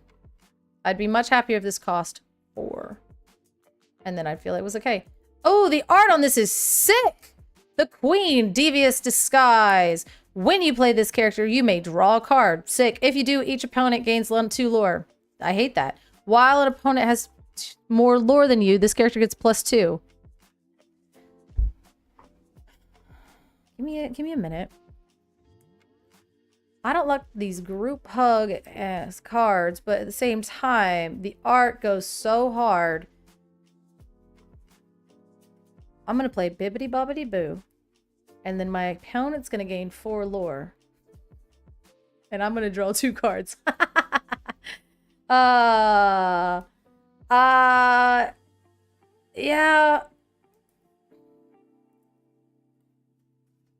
I like the effect. I like giving your opponent a lore. Like I've been asking for something like this for a long time. Using your lore as a resource, right? So you like you do the -2 lore when you're behind, slow your opponent, and then gain. You're not slowing your opponent. You're giving your opponent, you know. Or no, there's a smaller queen. There's a smaller queen that takes lore, and then you give it back, and then you quest for 3. Is that what you're saying? Oh, gyro evac. I guess so. You give them the 2 lore, or no, you take the 2 lore, but you're also taking your own lore, and then so you're netting 1 for doing shenanigans. Please tell me that's how the math works out. So I gave you 2. No, I took 2. I took 2 for myself. I gave you 2. And now I'm questing for 3, but I also took 2 for myself, so we are netting 1 lore from this shenaniganry. Am I right? Is my math correct? Gyro evac to lose 2. So we say we're both at 2. Now we're losing 2 because of the shenanigans. And then we gained you 2 from this shenanigan, but then I get to quest for 3. So I'm just netting 1 lore. Why? Oh my god, the hoops. It's so many hoops, and like just, and you're just drawing a card. I'm just talking about the shenanigans. Play Scrooge that steals lore and draws when you do. So now we're still playing Ruby Emerald, but they're not toys. They're not toys. Oh, when you do steal the lore, okay, that's good. That's good. I like that. I like that. You know. Steals the lore. Okay. My brain hurts. This is why I play purple. Yeah, I mean, there is something here, right? Like, if you're giving lore... Oh, no. Oh my god, I'm so dumb. Oh, this took me forever. There are so many cards that say, if you... Like, if a lore was lost this way, do a thing. But sometimes they're like, I'm already at 0 lore. Like, whatever, go off. And you're like, But this actually gives them the lore, so then you can immediately take it from them. So then you play the Scrooge, you steal the lore, and then you draw the card. Okay, I'm back. I'm back on this one. Because, like, there are cards that say, if lore lost was this way, you know, gain whatever equal to the lore lost. And you're like, well, no lore was lost, so you get nothing. Yeah. But if you drain them too far, she loses those 2 lore. She gains. Well, yeah, but that's fine. Because, like, you know, then you could bibbidi bobbidi boo it and then quest, you know, whatever. Yeah, you can't lose lore if you're at 0. So that's kind of like, yeah, that's kind of what I was saying. So, like, she's enabling you to kind of do these things if you're just giving it to them. I can see the... Oh, shift Alma. Oh, we're going to keep her up the flame. Let's see. 5 cost. Inkable. It's inkable. 2/6. Sure. Whenever you remove 1 or more damage from one of your characters, you may exert choosing opposing character. I mean, this is really good with all of the Isabellas, right? Really good with all the Isabellas. So you just chuck this into a Madrigal deck and keep on zooming. I like it. Ooh, Enchanted. God, that is beautiful. I don't even know if this card is going to be... I mean, it's playable in Ruby Steel. But man... The potential with... I'm just gonna... The potential with Alma... I mean, it's great. Like, the Shift 3 is great. And then there's all these little guys that are like, when you play this character, blah, blah, blah. And so... I mean, repeatable being able to exert chosen opposing character, and it's not like chosen opposing character. Oh yeah, you're so right. Just Cheshire Cat alone. You're just doing normal stuff, but you have this on the board. And yeah. Multiple exerts a turn whenever you remove it. Yeah, absolutely. I think that this is a really powerful enabler. Oh, geez. You're so right. Oh, no. Exerting stuff is so strong, but, you know, you're not really worried because it's like, exert this with 2 or less, blah, blah, blah. That's why Elsa's just, like, ridiculous, because you're exerting and then you're freshing in and then blah, blah, blah. So, No, this one has some really cool ones, and then they're Happy Friday! Please, oh God, it's Friday. We had our dance party. We had our insanity. And we're back. We're back. That's so funny. Okay. All right, guys. Now, let's see. Whenever you... Yeah, this Alma's insane. This Alma is like... I mean, it's kind of a build around... thank goodness it's Friday. We're getting down on Friday. Fun, fun, fun, fun. Oh, those of you who know are traumatized with me. The enablers of this is amazing. And even if you're just playing your curve, if you could just fit this in and make it work. I don't even think this is like an insane... Thanks. 3 people do. Who is this? Some people. Enchanted, let's go! Touch the sky! This Enchanted is so pretty. We know what the card does, and I'm excited about it. The thing was, is like, I was like, I want, you're not traumatized? Great. I'm so happy for all of us here. I want a Merida card. I want a Merida Enchanted. I really love this art style of the Art Nouveau or the Lore Nouveau that they have. So... the chance that this is not a super amazing card, except for maybe in Ruby Steel, might make this an attainable card. Like, I might be able to own this card. Because besides Reginald buying a playset, I don't know how many other people that are going to be buying a playset of this card. So, the art goes so hard. And Frozone! Oh, the colors in this they're gorgeous. Like, these pinks and yellows all mixed with the blue, like, the color palette of this is actually gorgeous. And it's funny to me because you're like, Disney fairies, Be pretty. Like, this is an Incredibles card. So, the juxtaposition between the two of them, like, they still kept it Art Nouveau, but still keeping it very... I don't know, like Incredibles and superhero-y, as opposed to this one is very floral-y and Art Nouveau and very classic. So it's really nice that they've done that, the duality of like that kind of harshness, not like the rough next to the more like dainty, like the filigree with the. It's really cool. It's really cool. I'm just saying, shout out to the art department for being able to like create this duality in the set and there's something for everybody. Like, Frozone goes hard, and, like, the colors are beautiful, and it still has that kind of symmetric, like, you know, a little bit of the organic. Oh, I love the little golden things. And then at the same time here, you have this Art Nouveau that's very delicate with the filigree, and it's very organic, and like, flowy, and true to the style. And so there's something for everyone. I love it. Fauna, a 1 cost 2, 1 with support. Another Basil? Another Basil? So we're still going to have a Basil post-rotation? Man. And then, are there enough fairies? Oh, you saw the fire. But Basil is an ally. She's an ally. She's also an ally.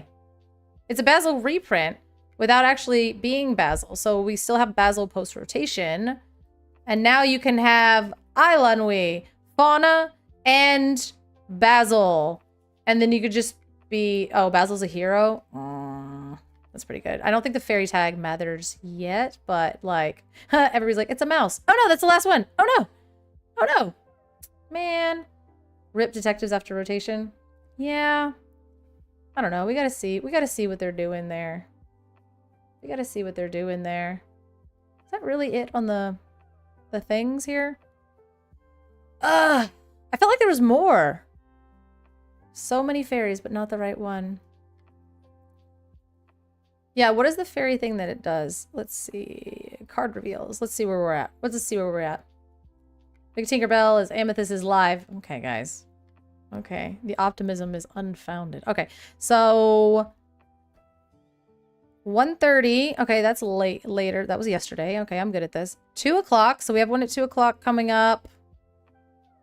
Let's see if we can... Okay, that's January. Okay. So today is the 17th. So we have one at 2 p.m. Okay, 2 p.m. Those enchanteds make me want them to offer posters on the prize wall at DLCs. Yes. Oh my god. Like, they're beautiful. They're some of my favorite enchanteds in that. Like, a lot of times I'm like, oh, I have to warm up to some of the enchanteds. I'm not going to lie. But the Art Nouveau style, they're actually knocking it out of the park. Posters would go so hard on the prize wall. I know. That's why I'm like, I almost want art cards, but I know that they end up as just like trash sometimes. So it's fine. It's fine. But I do love, I love art cards in other games. But it's good. We're getting there. All right. So one more left in France today at 2 p.m. So we'll wait for 2 p.m. We have this North American crew. So we're all the way up to the 7. So we have 2 p.m. Another one. So we're going to have 2 dropping at 2 p.m. We have Lorcana Muses at 8 p.m. We have Questing Queens at 7 p.m. Okay. So we have quite a few still coming today. So 1, 2, 3 coming from North America. As we keeps telling me I need to cut back on toys. Yeah, yeah. So from France to North America, we have 4 left. In Spain, we have 1 coming from Spain. Okay. Now we have... Ooh, Italy just getting none today. None for you today, Italy. The UK and Ireland. What's going on with Kim in Kim's neck of the woods?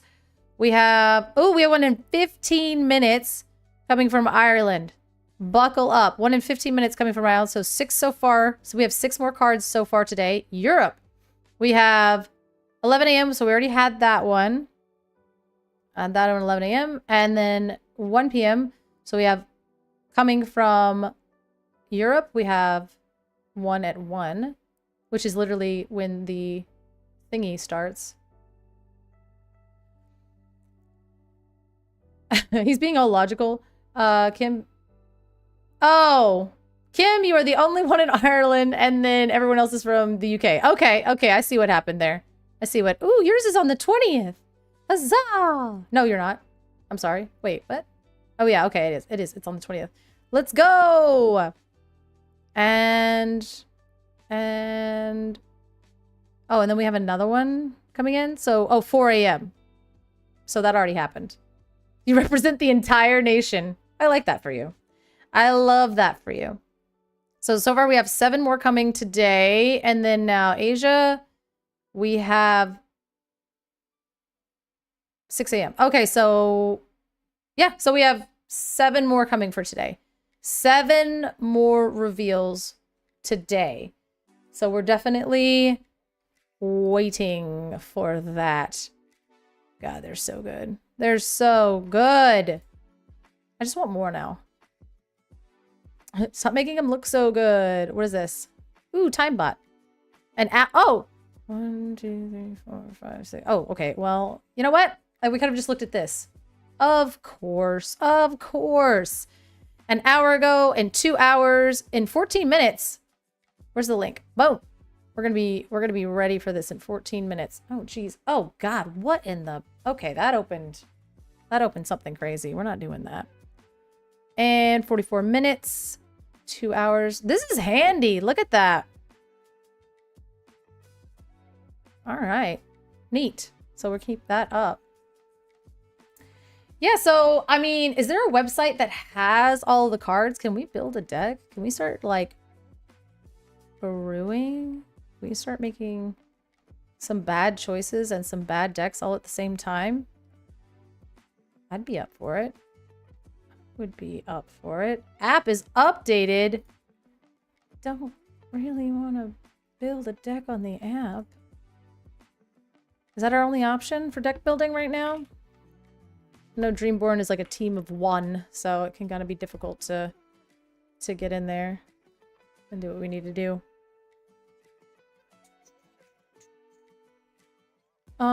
Like deck builder sets. No. Okay, so Dreamborn, you have failed us. I can't go on that website. Having new cards out but not Dreamborn is always the worst part of reveal season. You're so right about that. Like, what am I supposed to build decks on? Does the Lorcana website have them on there?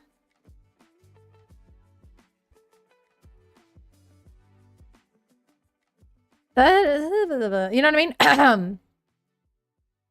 Doesn't have all the cards. Some of the cards on the official app. This is a fun little thing for us trying to... Card catalog. I would love a card catalog on the website.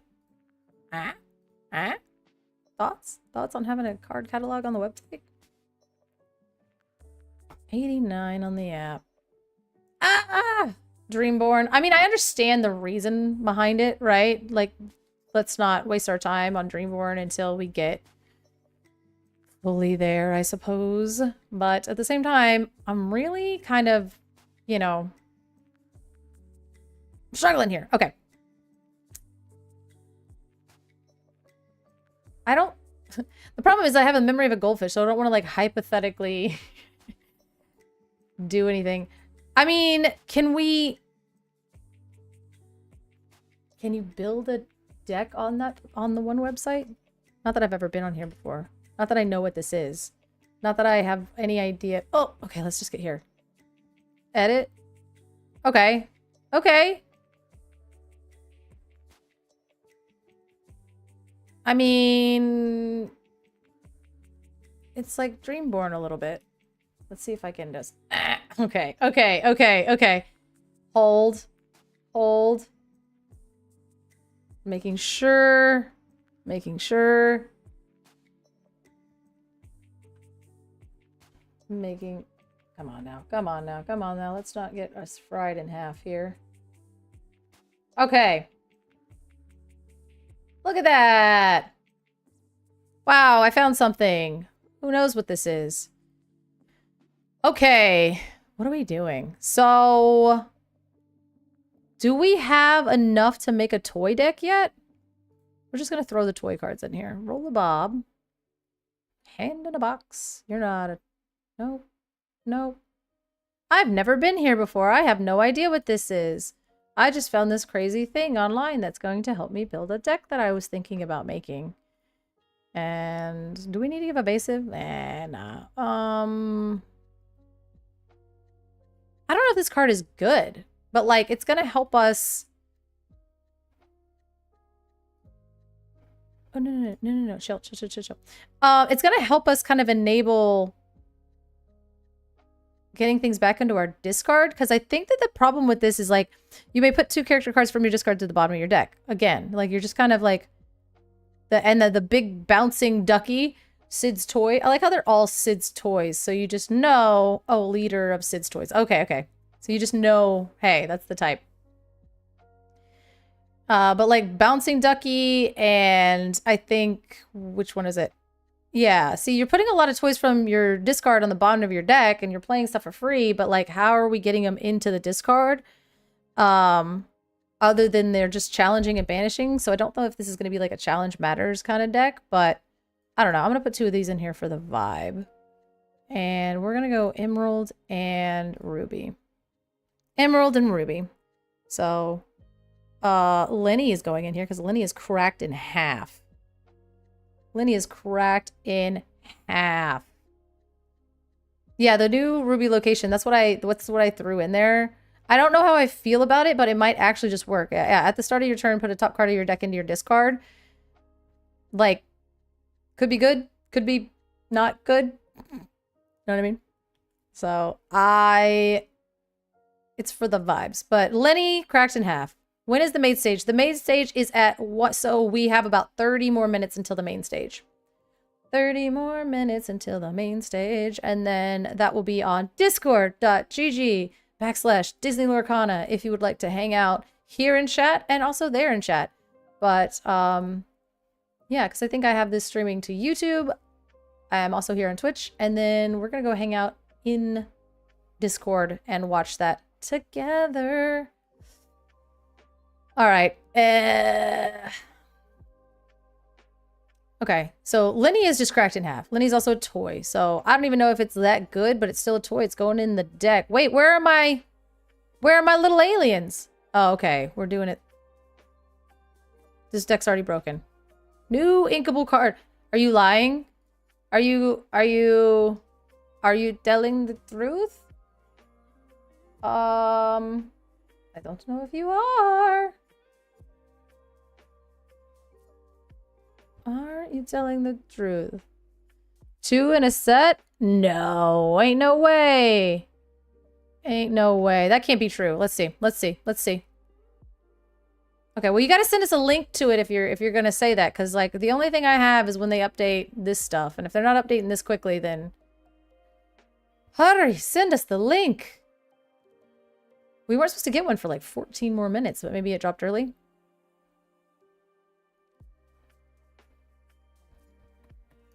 You're killing me.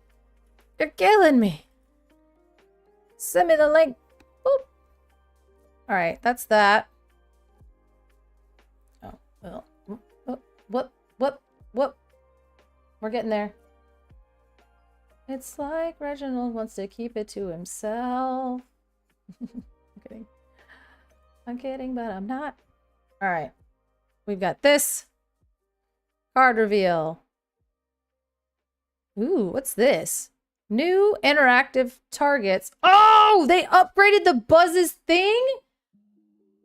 Oh, sorry. That's really cool because that thing needed an upgrade. Sometimes it wasn't getting my my score, you know? So I needed you to lock in on that. But I don't see the card reveal. Okay. Sure. Frozone. Thank you, Reginald. It's just like, oh my god, why is this?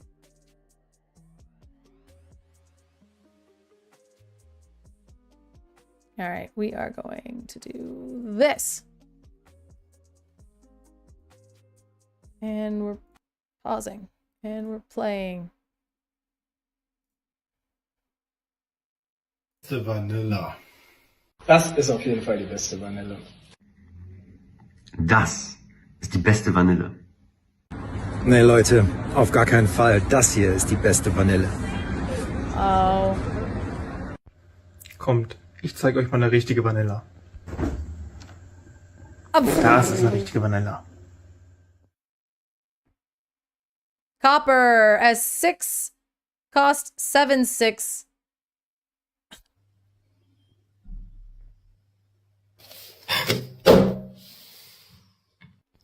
Das ist die beste Vanille. That's actually ridiculous. What is this? Oh, coward image gallery. Oh, you're the best. You're the best. Sick. We love that. Card image gallery. But it's not letting us add anything to it, but it does it. Oh, you have a pet hound named Copper? That's cute. You should have. You've been like, hey, I need to reveal this. That's my dog's name.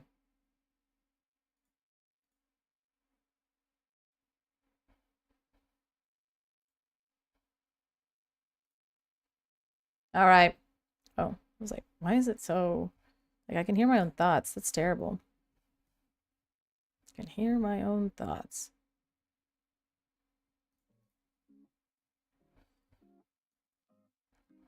All right, so we're building. We're building.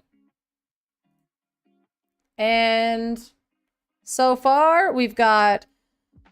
Oh, Pterodactyl Janie doll. Oh, well, that makes sense. I was just calling him... What were you, Poopy Pterodactyl?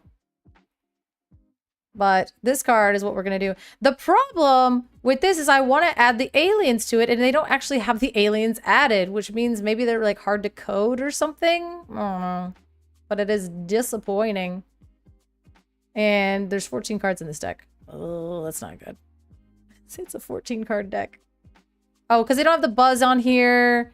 They don't have the... Yeah, okay. All right. All right. Well, that website is not real and it's a disappointment. Because we got it. Because that's the thing is like, we're going to need Lenny. We're going to need Buzz. We're going to need... Do the aliens not exist? Why? Why? What did I do to deserve this? Okay, so I'm trying to build this deck with the aliens in it, and not the website even has them. Where's Illumineer's Tales? Where's their... They were like goated with that website the other day with there he is. Big dog. I'm going to tear out the vine even if I had to deal with every single root one by one. He is a big dog. He is a big dog. All right, we gotta find the website we were using. The aliens were the friends we made along the way. I'm starting to feel like I hallucinated the aliens because I'm having a hard time finding the actual in a minute. Ooh, we have 1 minute till another one. We can't see it. Oh, you're right. Boop. The gallery is up my bed. 59 seconds. 59 seconds. We're gonna get there. We're getting there. And by the time we get there, I'm totally going to have it all pulled up. Do, do, do, do, do, do, do. I'm missing the Doom song now.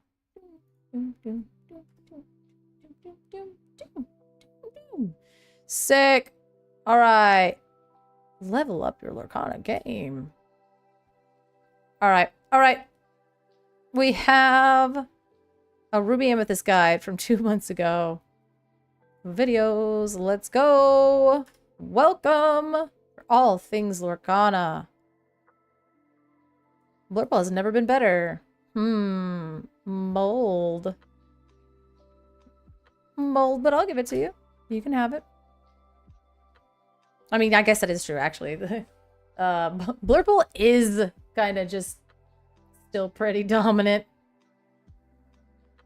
Blurple has never been better, but boy, you guys are about to lose it all in July. July is when that's it. July is it. Okay, that's got to be up. Come on, come on. Crawford Kana has probably done this correctly.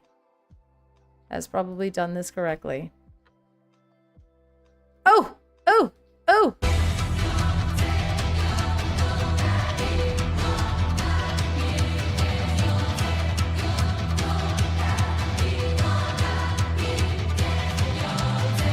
Well, today's the day. Today is the day that I'm finally going to win a store champs, and I'm going to get my hand on that Tinkerbell map. You know what? Nothing is going to stop me today. Not even my round one opponent. I'm Zach. Nice to meet... Wait a minute. Who are you? I am the Ancient Illumineer, here to read your fortune. What? You are in grave danger. Grave danger? Danger of what? Mate, I'm just here to play some cards. Your winning streak is about to end. Well, we don't need to worry about that. I never had one to begin with. This can all change if you find the card. You know what you must do. Well, this can only mean one thing. I just forgot my ball. Let me just take that. Thank you. Many hours later. All right, I'm down. I'm into it. Montage. You've got a car!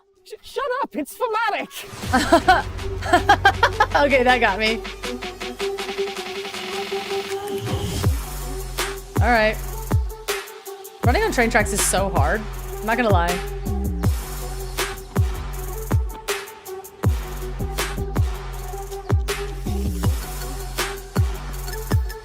Many days of dramatically overestimating the difficulty of this task later. I've done it. I've finally made it to Disney HQ.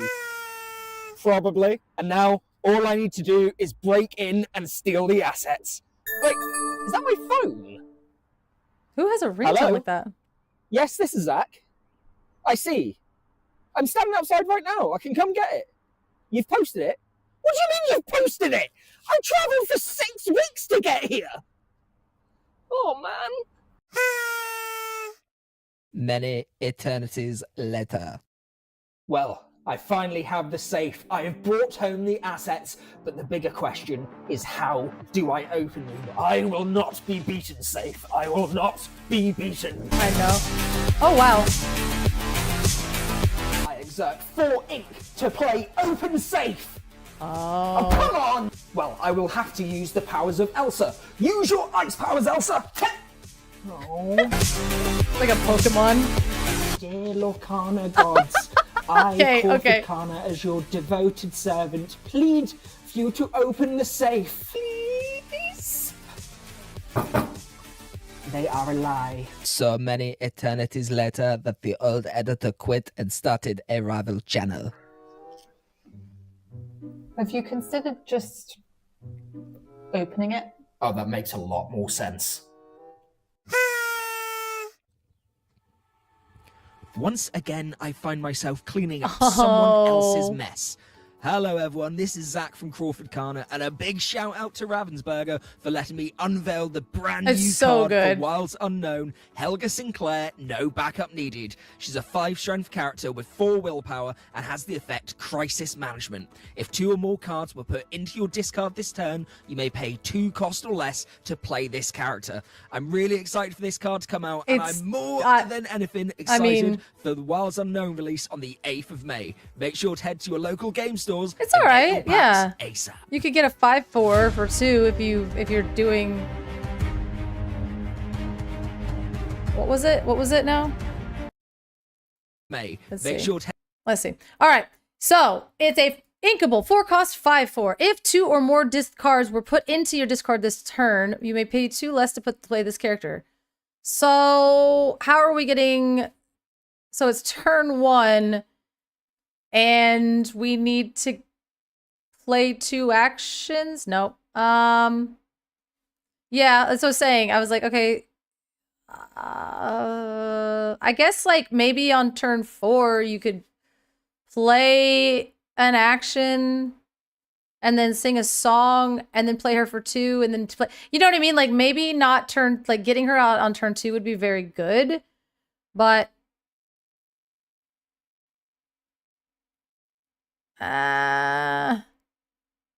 sing, that's what I was saying. I was like, strike a good, oh, you guys are so smart. So you play a 2-drop, sing strike a good match, and then play her. Ew. Yo. Okay. You guys got it at the same time. Okay, I love that. See, you guys are good. This card, I mean, it being a 5/4, like, it just allows, I mean, you could go, so does that mean that you can go? No, that's still not like 2, 4, 6. That's still like,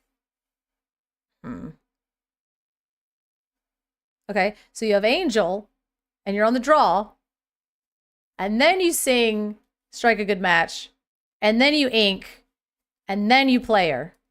And now you've gone 2, 4, well, yeah. There we go. We're on the same page. We got it. We got there. Yep, play her on 2, and now you have a 2 cost 5/4. That seems pretty good. That seems pretty good. It seems pretty stinking unreliable, but I mean, hey, singing, so what is it? Singing a cood with Angel isn't that unreliable, so yeah. Any underdog on the draw, right? True. Oh, Angel on the draw, and then any underdog on the draw, period. So, yeah. I mean, because that White Rabbit is actually a really good underdog card as well. This card could be pretty good. Like Emerald Amethyst, you think? Because I just don't think it's very good in other decks. You know, like Amber Emerald probably doesn't want this too much. Right? I don't know if Amber Emerald wants that like a lot.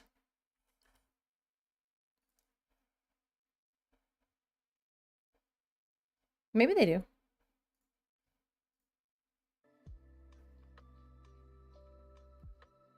Once again, I find myself cleaning up someone else's mess. I don't know, this card. 5-4 on turn 2 would be kind of sick.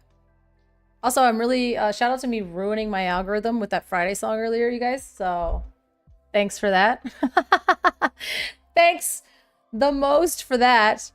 We got about, I don't know, 20 more minutes until the main stage. We're now in a main stage waiting room. We're now in the main stage waiting room. And that's our card reveal. Let's see. Let's see. Instagram usually is on the up and up with these kind of things. The Shift Helga, that Shift Helga is really, really good. I mean, hey, Infinity, right? I don't know if she's like, if that's what we're trying to do. New Duncan Zero. Ah, my ears. Okay, sorry, everybody, we're fine. Aladdin's Castle's doing stuff. Oh, that Enchanted is really nice. I do love that Enchanted. Sorry, but we're not selling or buying cards at MagicCon Las Vegas. Huh. Check out for exciting events at our booth. What are you there for then?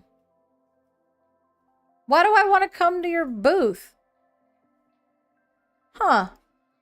What are they doing? All right, well, whatever.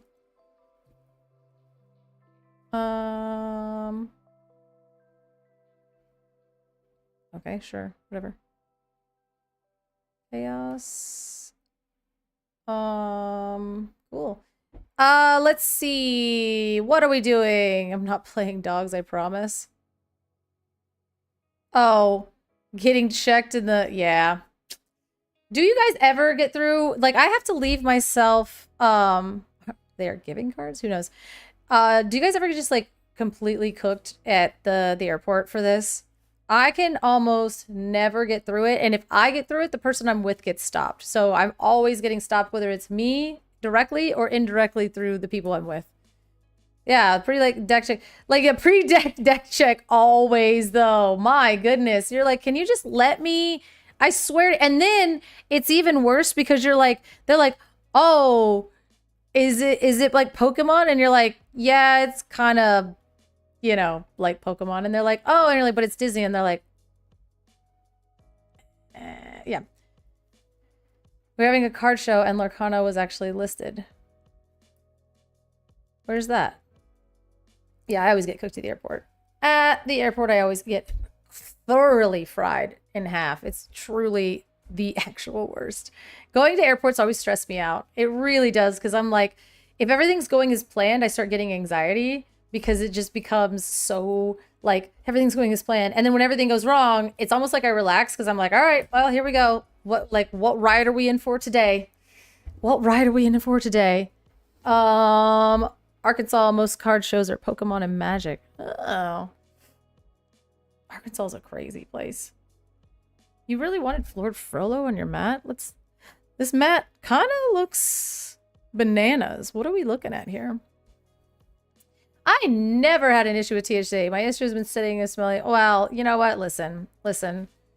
That's the normal problems that people have.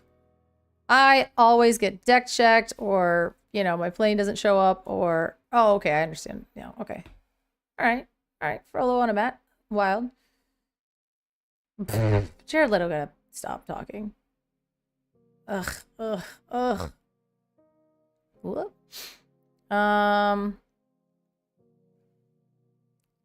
Okay. Bingo card.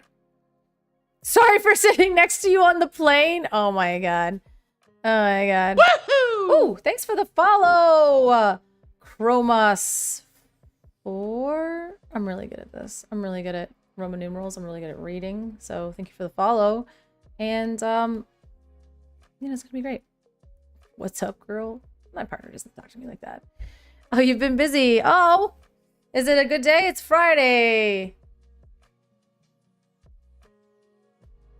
Uh-huh. All right, yeah.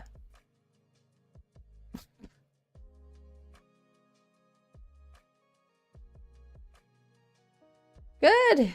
Hope you're good. I'm good. We're just waiting for the main stage to be happening in about 15 minutes. And sup, bro? What's up? What up, bro? Yeah, I don't think that, you know. All right. Oh. Forces you. I don't even care to read that. All right. What are we doing here? Cameo's coming to the queue of rock and roller coaster. I'm so excited about this. I know everybody's really upset about the roller coaster because they're not doing the Aerosmith one anymore. John Stamos is looking crazy, but you know, he looks like the bear. Okay, look at this. John Stamos and this bear are like matching. Not even gonna lie. Wayne Brady is just eternal. That's crazy. That's wild. But Aquafina and Beaker, sick. Travis Barker and Animal, fine. Kermit the Frog, and hope they fix the roller coaster so it's not a rough ride. I mean, that roller coaster is insane, right? Like the Rockin', the Aerosmith one. Even as a kid, I was like, why is this Aerosmith? I don't understand. But I mean, the roller coaster itself was rad, but the theming was like, okay, so this makes more sense to me. Aww. Kermie. Yeah, that guy. Neil Patrick Harris at Gonzo in a beach ball. He literally just looks like they just look like each other. It's crazy. Danny Trejo. Oh my god. Weird Al. All right. All right. Some familiar faces, but also some Y's. And that card reveal, the Helga Sinclair. Thank you. Thank you. Nobody plays Commander anymore. Ain't nobody plays that game. I'm kidding. I'm kidding. We do have about 15 more minutes until the main stage, and we're going to get to hang out with Kim and Baker, and they're going to talk to the devs, and there's going to be card reveals, and I'm going to be super excited about it. And I will also throw the link in here. It's discord.gg/DisneyLorcana. That way you can join the Discord and follow along. Okay, chill with the ads. What are you talking about? Reckless, the courage, the card you can't ignore. I mean, basically it's just like Baby Doc, but you can use this card to get himself back, so that's pretty good. Woohoo! Oh, Kim's been hanging out with us the whole time anyway. See how privileged we all are? I'm so excited. I'm so excited! So excited. Especially, you got all those good questions to ask. You got all the good questions. Yeah, watch out for this card. I mean, listen, we underestimated Doc. This guy can get himself back, so you can kind of loop him over and over again, which I think is really good. Oh yeah, there's this one. If 2 or more cards have like been put in your discard. We also had that other, like the one that just got spoiled. If 2 cards, you could literally just put him, and then like it cost whatever. So you can then play him, and then also play that Helga. But if you discard your whole hand, I don't know, that kind of sucks. Don't do that. I do have my questions for Tuesday, but if you have any more questions, you can let me know, and I can add them to the list, and I'll see if I am allowed to say those things out loud in that presence. How does The Rock look better here than he does like with the hair? Questions for Tuesday. I mean, Wednesday is my main stage. I have a main stage on Wednesday with the game devs, and I'm super excited. So yeah, I have all of my questions, but it will be for Wednesday. We'll be here. And we'll be there everywhere. So let me actually make sure that I'm just like checking Discord. Oh, well, crap. Let's get in there.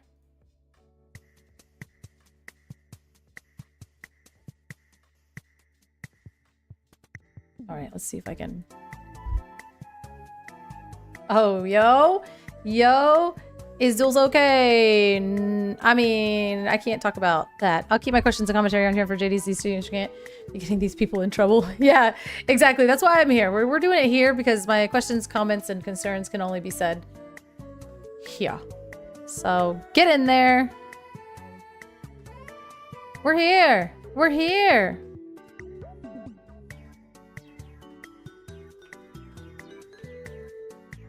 I'm so excited.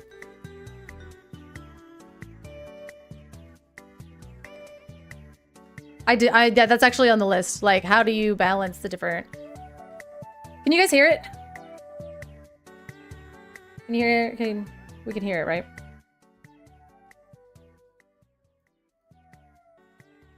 Yeah, it does remind me of old Sonic games.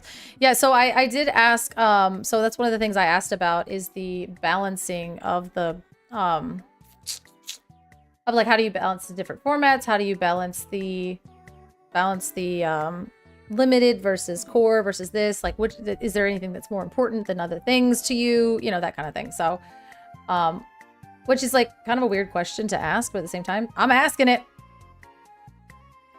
Yeah, I gotta be on my best behavior too. That's why we're here, you guys. That's why we're here. We're here so we can be on our least good behavior, but still within the lines. Our spicy behavior, if you will. Song kind of slaps. Not gonna lie.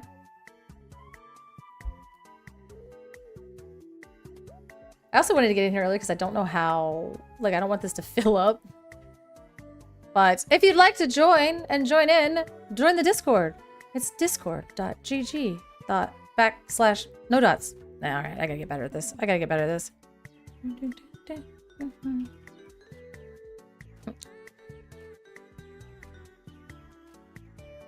just vibing to the... See? Just always starving for some kind of dance party. And this is good. This was all good things. No! Stop opening this. Unpin from the taskbar. Microsoft Edge made its way onto my taskbar, and that is criminally insane.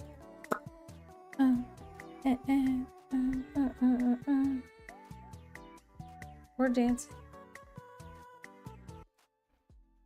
Oh. Ooh, Baker's here. Oh. Oh. Look, Baker just got here. Did the music just change? Is your stuff working? Oh, okay, cool. Oh, hello. Can you hear me now? I can hear you. This is so Okay, exciting. Excellent. I'm just working on the camera. Apologies, but hello. I'm very excited for this. I'm having technical right as we start. It's been fine all day, Rochelle, and of course, as soon as we start, I love it. behaving, but I am here. I'm just working on the camera in the background. Hello, audience. Oh no, you have a 1 p.m. meeting? Yeah, I was like, we Ew. might as well just do it on the stage. Get it done. Here, the behind the scenes. Live technical rehearsals, guys. Live technical rehearsals. You know all about that, Rochelle.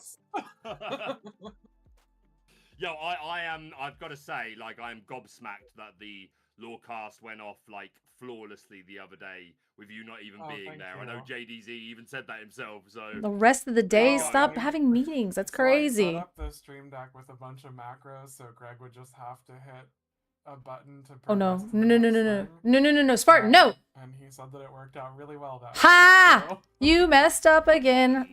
Get cooked. Get cooked. Get cooked by it. All right. I believe I have my camera sorted. It's the moment of truth. Let me lock in. We're locking in. And lock in. Okay, let me try turning that on and see if we work it.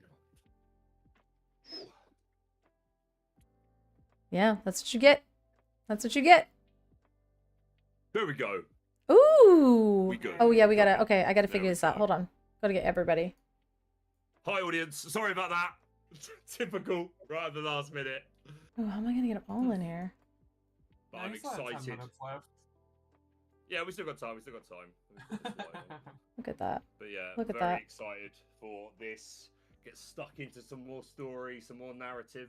Narrative. You've got some other fun things to show us, Rochelle. Sorry, that's an anticlimax. If you haven't, I'm setting you up for a fool.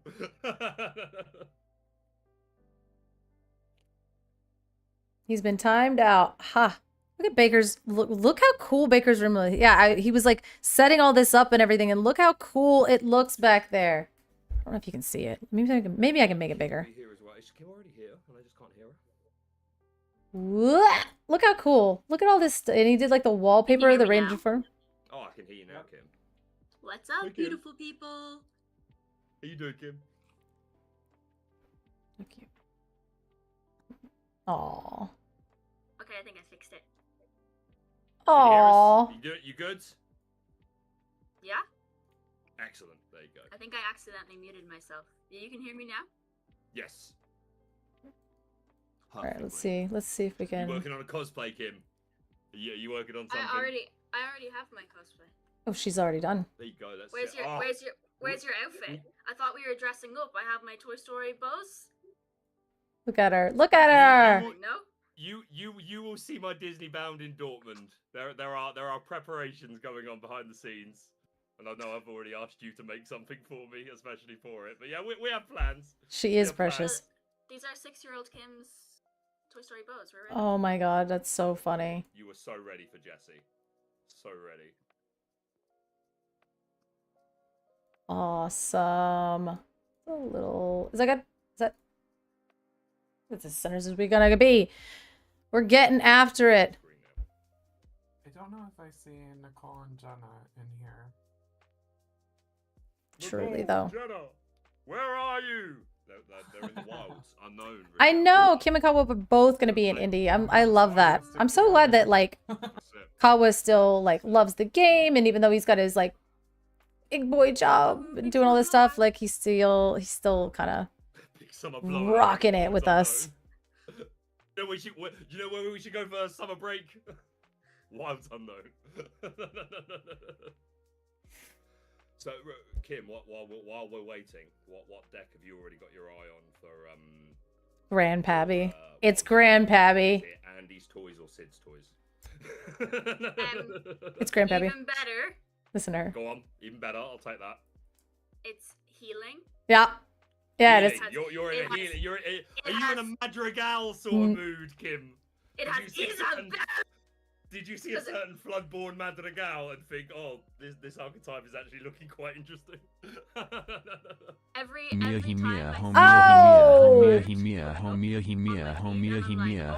Did you both do it? Oh my god. Oh my god. I thought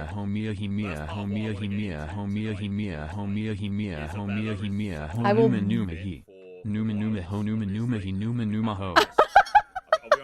Oh my god. I will ban you if you do that after 1 o'clock. I'm kidding. I'm kidding. Oh no. Oh man. Oh my god. Grandpappy. OGs remember Grandpappy. Grandpappy for sure, for sure. Grandpappy teaming up. I knew it. I told you it was gonna be Grandpappy. It's time. It is time. It is time. Oh mate, okay. What? We have 5 more minutes. We have 5 more minutes, and then it's illegal. It's illegal. I watched Onward. How was that so good? Onward is so good. good. No business being as good as that was. I was just like, oh, new IP coming to the game. I got to do my thing and check it out. I've not seen it before.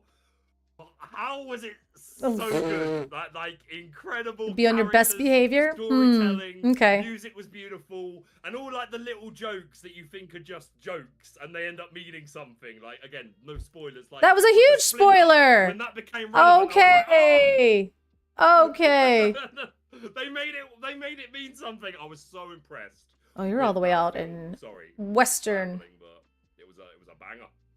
It's so beautiful. My big question is, how have you not seen it before? It completely escaped me. I've had a lot of people say that it came out just before. Why are the meetings? Because everybody does like 1 o'clock meetings. Is that like the meta for different companies? Marketing for this film ever until the Lorcana picture that we got. He literally has never seen West Coast, West Coast. No idea how I missed it, but man, am I glad that I saw it. That you guys have seen Onward, right? That wasn't new for you guys, right? I feel like it was. It's perfect for Lorcana. It's actually perfect for Lorcana. Well, he really loves D&D, so. To find Jenna and Nicole in the crowd. They were having a visual of them trying to wander through like a crowded theater. Yes, I was imagining a swarm of people and we're just swimming trying to pass through and we can't reach the stage.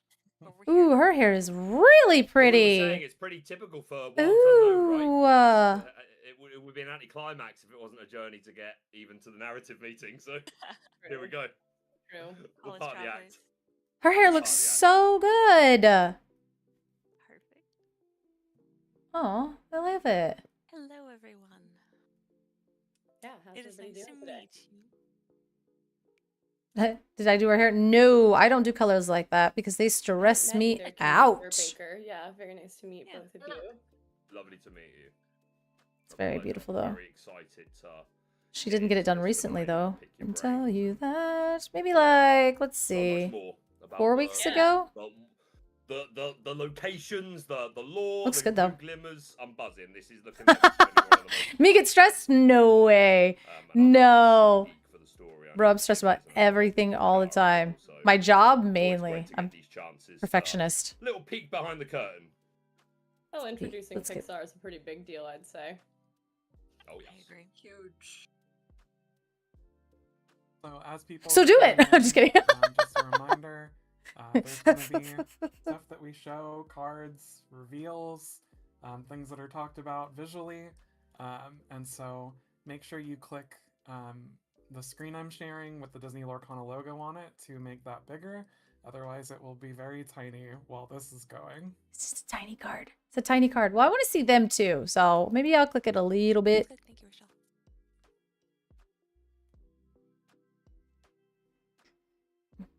So, Hmm. Baker, I think you So- like villains. Is that Oh, the yes. vibe for you? I have a modest appreciation for a villain. Yes, absolutely. He's literally got like Skeletor in the corner over there. It's funny. Oh, my whole thing. As soon as they announced Toy Story was coming in this set a while back when we got that first image, I was like, I am so like not very villainous, I know, but Toy Story is a very sentimental one. I'm sure a lot of people feel the same way. It's of course a classic, and I'm no different in that instance. And I was like, I don't care how good they are, I can't wait to make a toy deck. And then I saw Sid. And it became, I can't wait to banish my toys. It's going to be a good time. You get to live out your Sid fantasy. Exactly. I thought I was excited to do one thing, and there you go. I was not expecting Sid this early. I'm very happy to see him and his toys. So yeah, very cool. I just need somebody to put the about secrets. me in Toy Story. Oh, I'd love it. I can't guarantee I just wanted a it's secret about the car. but I'd love to hear it. Yeah, I know. Here we are. Only us. Keep it secret, everybody. It's I like, hadn't seen Toy Story 3 or 4 until like a month ago. Oh, I just wow. have been avoiding them forever. And first of all, That's a both bangers. whole Love choice. them both. Yes. But like, holy crap. Yeah. Lotso. Yeah. Like, I couldn't. The ending. So I just could not believe it. I was agape. I have 2 kids. They were both just they were like, yeah, mom, he's a bad guy, and I'm like, yeah, but this is a Pixar movie. It's like They really go in with the I remember toys. going to see Toy Story 3 They're in kind of cinema, insane, like, where they just yeah, like I would have been in my late really. 20s, and crying my eyes out in No, watching not it. the I think work it's, like, thing. Such a perfect ending to a trilogy.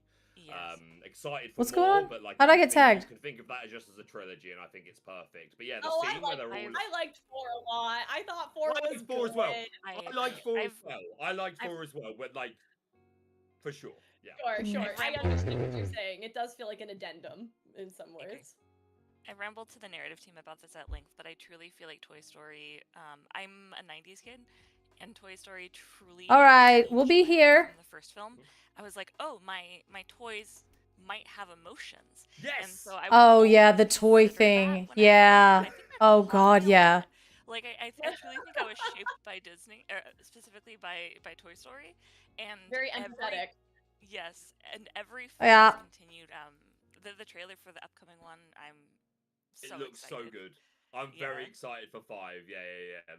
Like, Got yeah, more I people, have, more I have people. no issue getting more out of Toy Story, but I just think again, like number 3, it's just a perfect bow around that initial story that covers the first 3. But yeah, Created an yeah, entire generation of toy hoarders, like not like for real, for real. Oh no, like they're gonna do it. They're actually just gonna. Yeah, Anyway, The first scene it where he was literally just so murks excited that for the toy, video. and then you're like, wait, that thing is sentient, and you're like, he's a little. Watching that at work, and yeah, that was not the wisest move. Because at my desk, kind of like I got dust in my eye.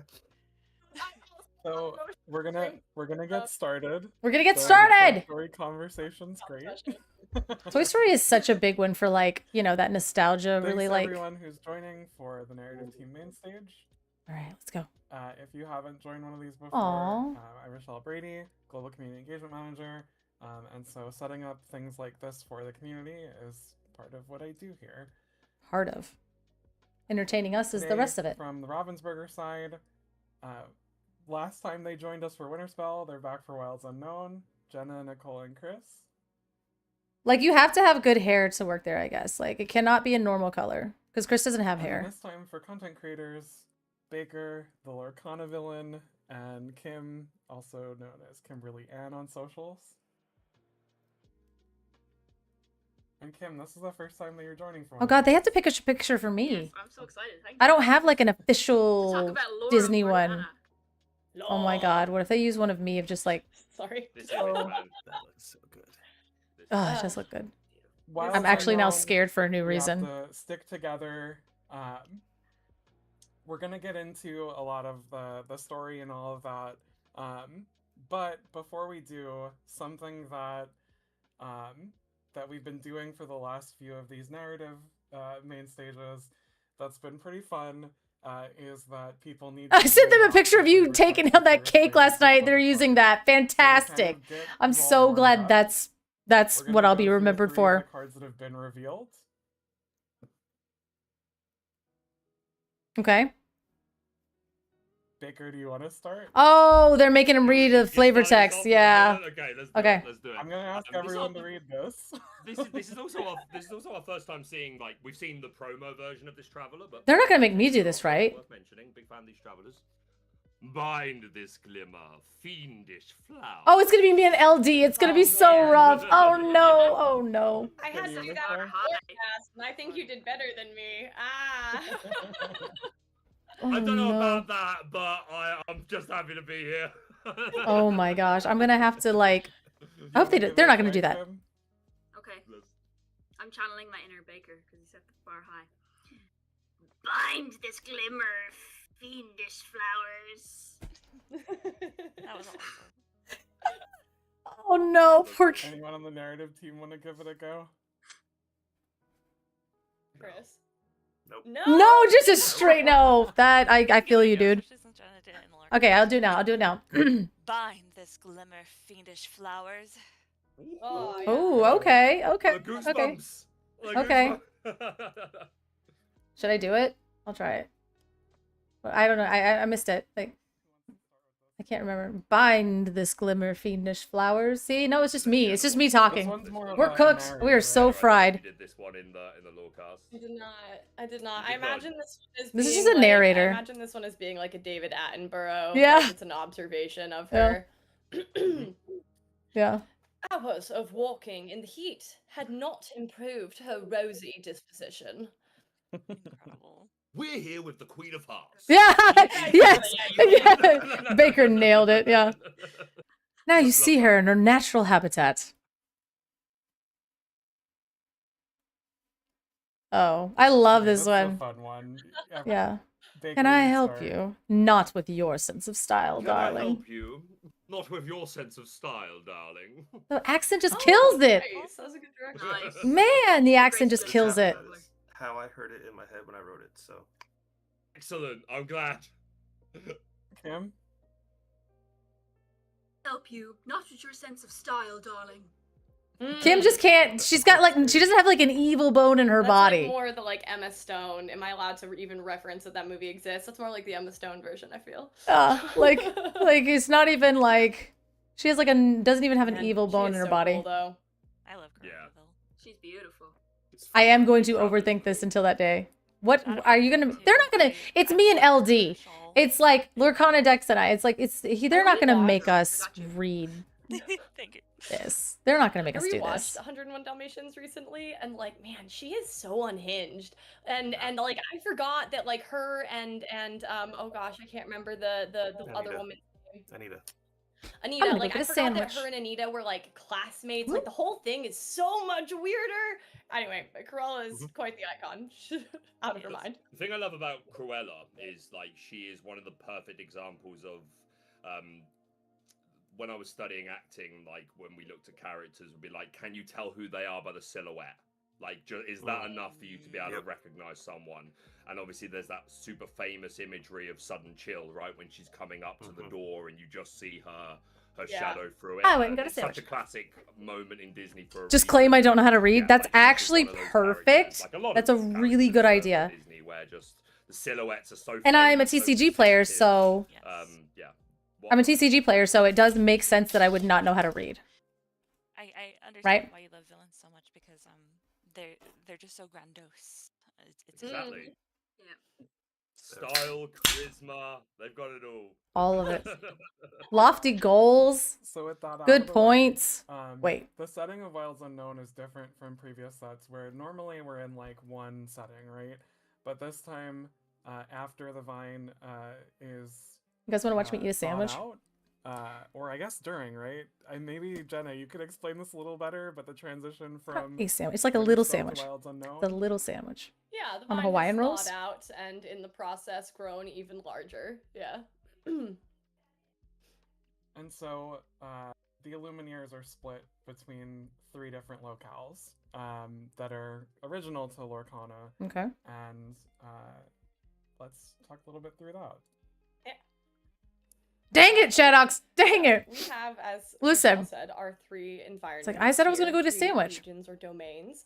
And the first is Wild or Not. And first of all, I am obsessed Oh, with good these little point. postcards That's such a that good we point. had made Oh. using some of our really amazing concept art. Like, we had some of this art pretty early, and it just came Yeah. out so beautiful and helped shape the set. Okay, anyway, I could go on. I don't want to get But that's sandwich why on him, you though. see, like, you know, the amber shape language. The It's my weaving of emotional the support trees, as sandwich, well as honestly, the at this point. twistiness of the emerald in the paths It's and good. the vines. Good. So the Wildernot is a big swampy jungle. And as you can see on the side here, some of the glimmers that we have wandering in this area are some of the madrigals and also some What? of the Oh. Brave family. So the triplets get into trouble absolutely everywhere they go. And the madrigals actually have like a really cool little storyline, which I'm going to talk about later. But that's Wildernot. It's and also there are So it's a swamp. So it's Florida. in all of these different areas. So it's in Florida. That correspond with the primary inks. I went to get an So emotional emerald support amber, energy drink. and I all feel of the you. flowers have different attributes Oh. that line up with those inks, and they're not necessarily friendly. So a lot of the challenges in this set arise from that sort of like vine threat. Fine, threat. All right. For Wildernot, for these cards that are here, and anyone want to do a quick read of the flavor text if you can see them?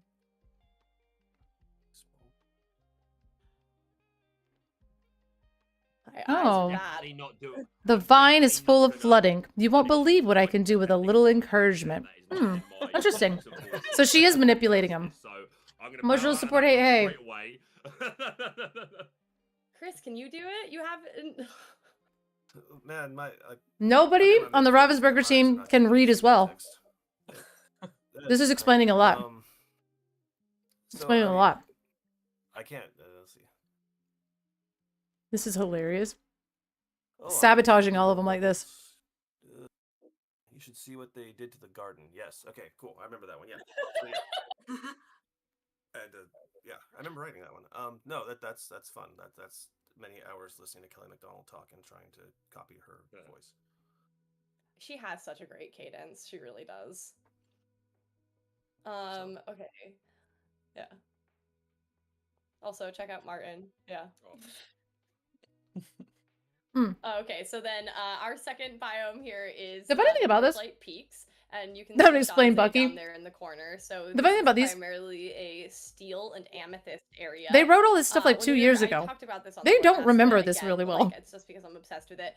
Like the I love the name for. They're this like, because oh they yes, I really remember. wanted You know, this, like really. this was a long time ago that they were actually creating this stuff. So like looking at this, they're like, in this area. And I you think do I had- see some villains, I will say, that, you know, with the lava, it's pretty cool. This is an area where, like, it's rocky, it's difficult, but we have a lot of really cool, encampments and story moments happening here, which you can. who see falls in on lava the first, and why is it hey hey? We have another one of the madrigals is here, so all of the madrigals are scattered. And this is Louisa. She's scaling a mountain. But what's really exciting for me As is you this do. Incrediboy, because there is a he's not alone up here in the mountains. Oh, he's with Chris, Mr. you look like Incredible. you're having a thought. No, I figured out how to make my screen bigger so I can see the actual text on the cards. So I feel better now. Lorecast of Tyrion. Technology. That's We're all crazy. So old. Just we love to make games. I like how the name of the ability for Incrediboy is spoiler alert. Yeah, we weren't sure that we would get away with spoiler alert and nerding out. We were kind of surprised that Pixar was like, yeah, do that. Huh. I also Gosh, there's so many I hoops for also them to have just to like jump just through. like That's for crazy. just like a nerdy piece of like game development Ah. lore here. Naming the supers in this Spoiler set alert. I had had a 4 of lot these of sandwiches. really unique challenges. I'm sorry. Figuring out the like version name versus I got hungry. character name, and like I won't bore you with the details, but like we have to think about all of that when we are bringing in new characters. Like so. Oh man, I don't know what's been revealed or not. I can't remember what I'm allowed to talk about. Like pay attention to the supers cards. We had a lot of really interesting like narrative challenges for how to make their abilities and their version names and stuff work, and like all of that is I always forget to read the ability names on these cards. like part I of know. the And people be casting and they're like, oh, here comes Incredible with nerding out. And I'm like, I gotta say I've never read that before in my life. I'm supposed to be doing this as a job, and I just oh, okay. And they're like, oh, they're cool. The one I do remember, the one I do remember is the genie. I see. I don't know his other name now, but his ability is Bug Catcher, and I think it's so stupid. That's it. It's the only ability name I know. And back to my sandwich. Cool? And they're like, yeah, do it. Have fun. Roll with it. Love those moments. That's so good. It is.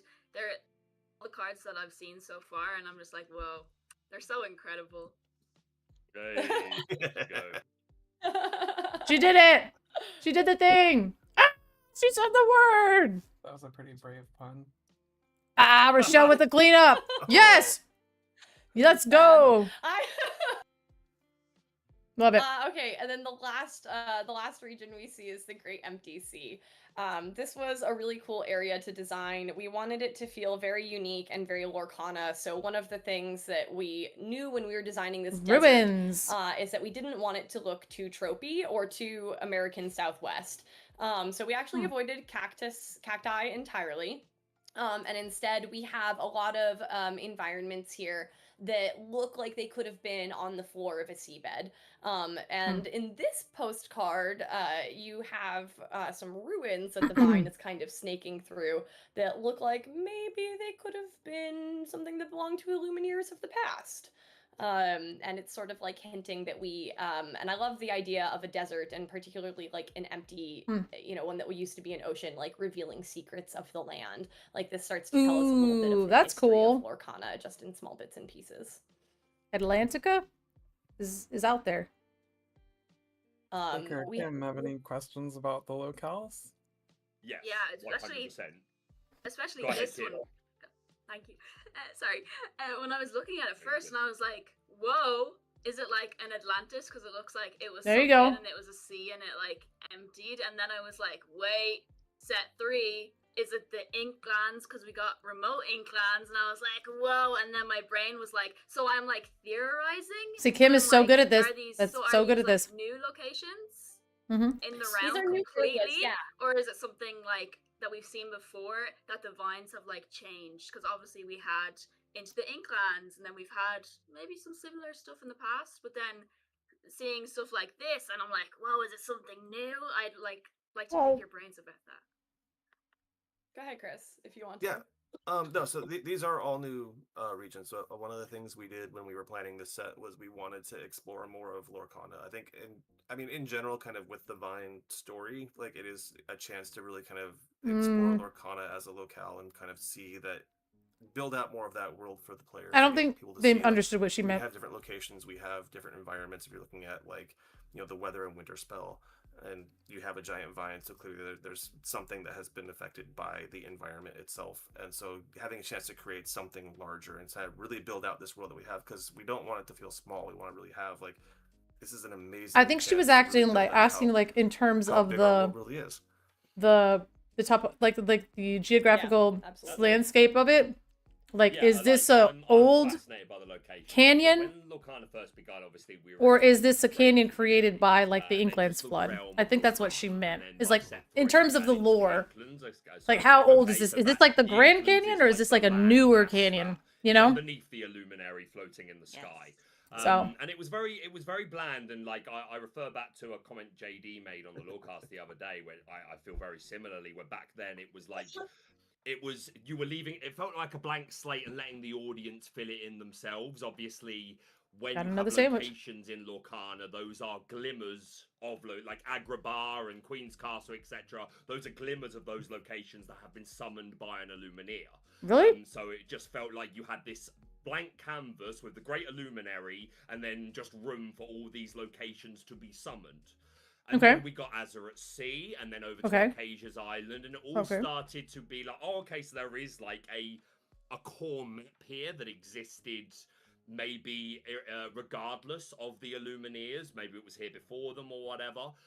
Was that always the plan from the get-go, that you thought that you might expand and like define some of these locations a little bit more, or did things change as the game has been releasing and developing, and you've made that decision more recently to like, okay, let's flush it out a little bit more? I know you just said that when you were looking at this set, you said you wanted to. The flush answer to it this out, but question was is that yes, always and I think that's kind really of a funny. goal in the back of your minds? Yes to both. So yes. Originally, when we built it up, we knew we had a larger world to build out, but we didn't have all the. I'm trying how far back I want to go. So, because I came on very early when in the process for this game, so I'm trying to think back to like those very early meetings. So we knew we wanted the world like the Inklands and whatnot. We knew we had a lot of different features there, but it was just sort of like you said. I mean, very much is what you said. We wanted to kind of lay the groundwork early on of just these are the Inklands, these are the things, and kind of get the basics down before we jumped into like all these new locales and locations and things. It is interesting to me that this is basically just going to be like a geography lesson. Torchlight Peaks. And so the idea was then build it out, and then as we've gone on over the years, it's been, well, what if we had this? What if we had this? And then we started, and then you start. This is a good sandwich, you guys. To really flesh. It's a Hawaiian roll with turkey and Lorcana cheese. is a very incredible. I highly recommend it. To explore it and really, especially like you had said with this set, Baker. It getting to really show the Inklands and how many different terrains there can be and environments. This is a very lived-in space, and getting to explore it further and further from set to set's been a lot of fun. And also to uncover, as Jenna said, some of the history, if we're looking at this postcard here, that this is a realm that has been around. This didn't come into being when the Illumineers arrived in the Illuminary with set 1. This has been around for a while. Yeah, I think that's exactly. So I think that's like kind of like what I wonder how much of the lore that they actually know. Because when you are building You know a what I new mean? game and you are introducing people to a new world, Like how much are game they still just narrative has making to up on the be, fly? Pieced out over time, especially with something that's live service like a TCG. And when you're so we couldn't dump all of it at once, and you don't want that in a novel either. Like we all hate an info dump in the first chapter. So that's like one reason to piece it out. But like part of what's exciting about what we're doing in this game is like what both Chris and Nicole have been saying. Oh yeah, I is was that we eating cake have last night. both Listen, guys, world building I ate a that lot of food. this game started with, that we are And these sandwiches are always, good. sort of like refining, going back to, pulling out when it's relevant, and I was like, planning when did I new eat? things, creating new things, and finding the proper way to weave them into the story that's already come out, and what our players were already expecting. Sci-fi fans So angrily we typing right are now. time Yeah, jumpers. because I We're was always like, going I back and love a forth, when we're world building. like please world build in the first chapter. I can say Plot that we started with. I want to know. It's true. As vague as I can say, one Like- of my favorite things to say in a Create a world for me so I can, narrative hang out in it. meeting is, oh, in 10 years or in a few years. It's fun getting to flesh out a story in live service, especially with one such as a Disney TCG. And I guess what that takes me to as like I also have one more sandwich. I hope you guys are ready. is in relation to the location specifically. The story through line from, so obviously They're just Fable little was guys, not a very okay? It narrative makes up heavy like set, one but big then with sandwich, but Whispers it's in just the like a little Well, high. that's when Whatever. things started It's to good. pick up a little bit. The discovery of the Inkwell Caverns underneath the Illuminary, discovering ghosts, discovering whispers, and all the new glimmers, etc. that came with that. And then suddenly to Winterspell, where we learn about this vine, and we're basically coming in at the point where Elsa's already frozen it. They've looked to her to try and help. She's frozen it. Of course, it's Elsa. I understand that, like, some of these details may be filled in later, like you say. No one wants Get it? a lore dump. You Come know, on now. you want to set the seeds. Yes, we do. I want to But learn can them. you provide any clarity there towards like the through line of the story between Whispers in the Well, and like was there any correlation there that caused the vine to grow, or was it always there and it's only just emerged? Some things made it emerge. And then indeed, I think they said you Inklands. the vine had just thawed out, and that's what's taken us into Wilds Unknown. There was no event to cause the vine to fall. I'll leave it there. I know that's a lot. Okay, so I'm gonna end up passing this to Chris actually, but I want to say, I mean, just the Whispers in the Well. I want you to talk about Whispers in the Well because you know that set better than I do. Baby. Yeah. Yeah, that one's your baby. It's not my baby. I I love it. this arc is my baby in general. This is all the stuff that I'm interested in. So I mean that is like I was one of the people that helped develop. Like I was one of the key people in developing this arc. So love it. Set 12, this one, Wilds Unknown is was the first set that I led as a narrative lead. So like I am extremely fond of it. But I did come in at the end of Whispers in the Well, but that's why I want Chris. Anyway, so okay. We are technically a non-linear game, so I want to make that note, like, as we set this up. I will say that this particular story arc is extremely linear. Like like Whispers, Winterspell, Wilds Unknown, and the next set are all super linear. Like, you're not wrong. This is a more cohesive story. You will not always see us doing this. And in fact, like, we just revealed the name of the set of set 14, which is Hyperion City. And that's going to be a total camera turn, and it's not necessarily, we don't know when that's happening in relation to the story. Love that. Okay, that's so, cool. I just That's want to cool. set that up because like it's worth repeating, and it's part of what gives us so much flexibility with our storytelling to keep things fresh and keep you guys excited, is that we can bounce the camera between times and places. Anyway, so that takes us back to Whispers. It's been linear so far, though. Like it's been extremely linear so far. I remember, and then so the next set is the first time they'll be doing that. It seems like, right? If you want to learn story stuff, that's a great place to go. Yeah. Plug for that. So and I mentioned that way back when that the big bad for the set was clued in set 10 set 10, and so it was far. And if you note, there is a Henwin card where Henwin is seeing a vision of the vine. Oh. Like that is very specifically a thing that was called out. Like that appears in. Fable didn't even have a story, did it? Between 10 and 11, the vine. Fable didn't really. Because we know that they started seeing the vine. They started seeing the vine before Elsa froze it. There are cards in set 11 where it's mentioned that the vine, that I believe she is seeing the vine, where like young Elsa sees it, adult Elsa, who is a separate Glimmer, also sees it and then decides to take care of it and freeze it. And that's what kicks off 11. So at some point between then, the vine appeared and grew very rapidly. It was frozen, and then leading to this set at the very end of 11, when you had Anna helping to thaw things. We saw that in those cards as well. Did we? In 11. She has thawed them, and now we have this happening. So now the vine is making its way throughout, seeking out more ink to feed on. Yeah, and we see, and then some of the cards we'll see like the vine's roots, like in. Wait a minute, isn't like literally sucking it up? Aren't the glimmers made out of ink? So like, why isn't the vine absorbing the glimmers? And it's manifesting these flowers in this set that are challenging the glimmers. The flowers next set are going to turn into actual leafy glimmers. I think they're like budding. I've seen this a few times, and it's a good question to ask. People have asked me this in several places. Lorcana is one solid realm, so all the locations take place within Lorcana. Like there are not separate separate realms people can go to. Because I've seen there's some confusion on that. Everything that happens in Lorcana is in Lorcana. Like it's all in the one. Is Lorcana flat or is it a round planet? Another thing that I love about the vine and its story is please be a planet. Lorcana is such an imaginative space. It's filled with all these wonderful characters we love, and Illuminators getting to wield so many and explore so many cool environments and meet so many cool glimmers.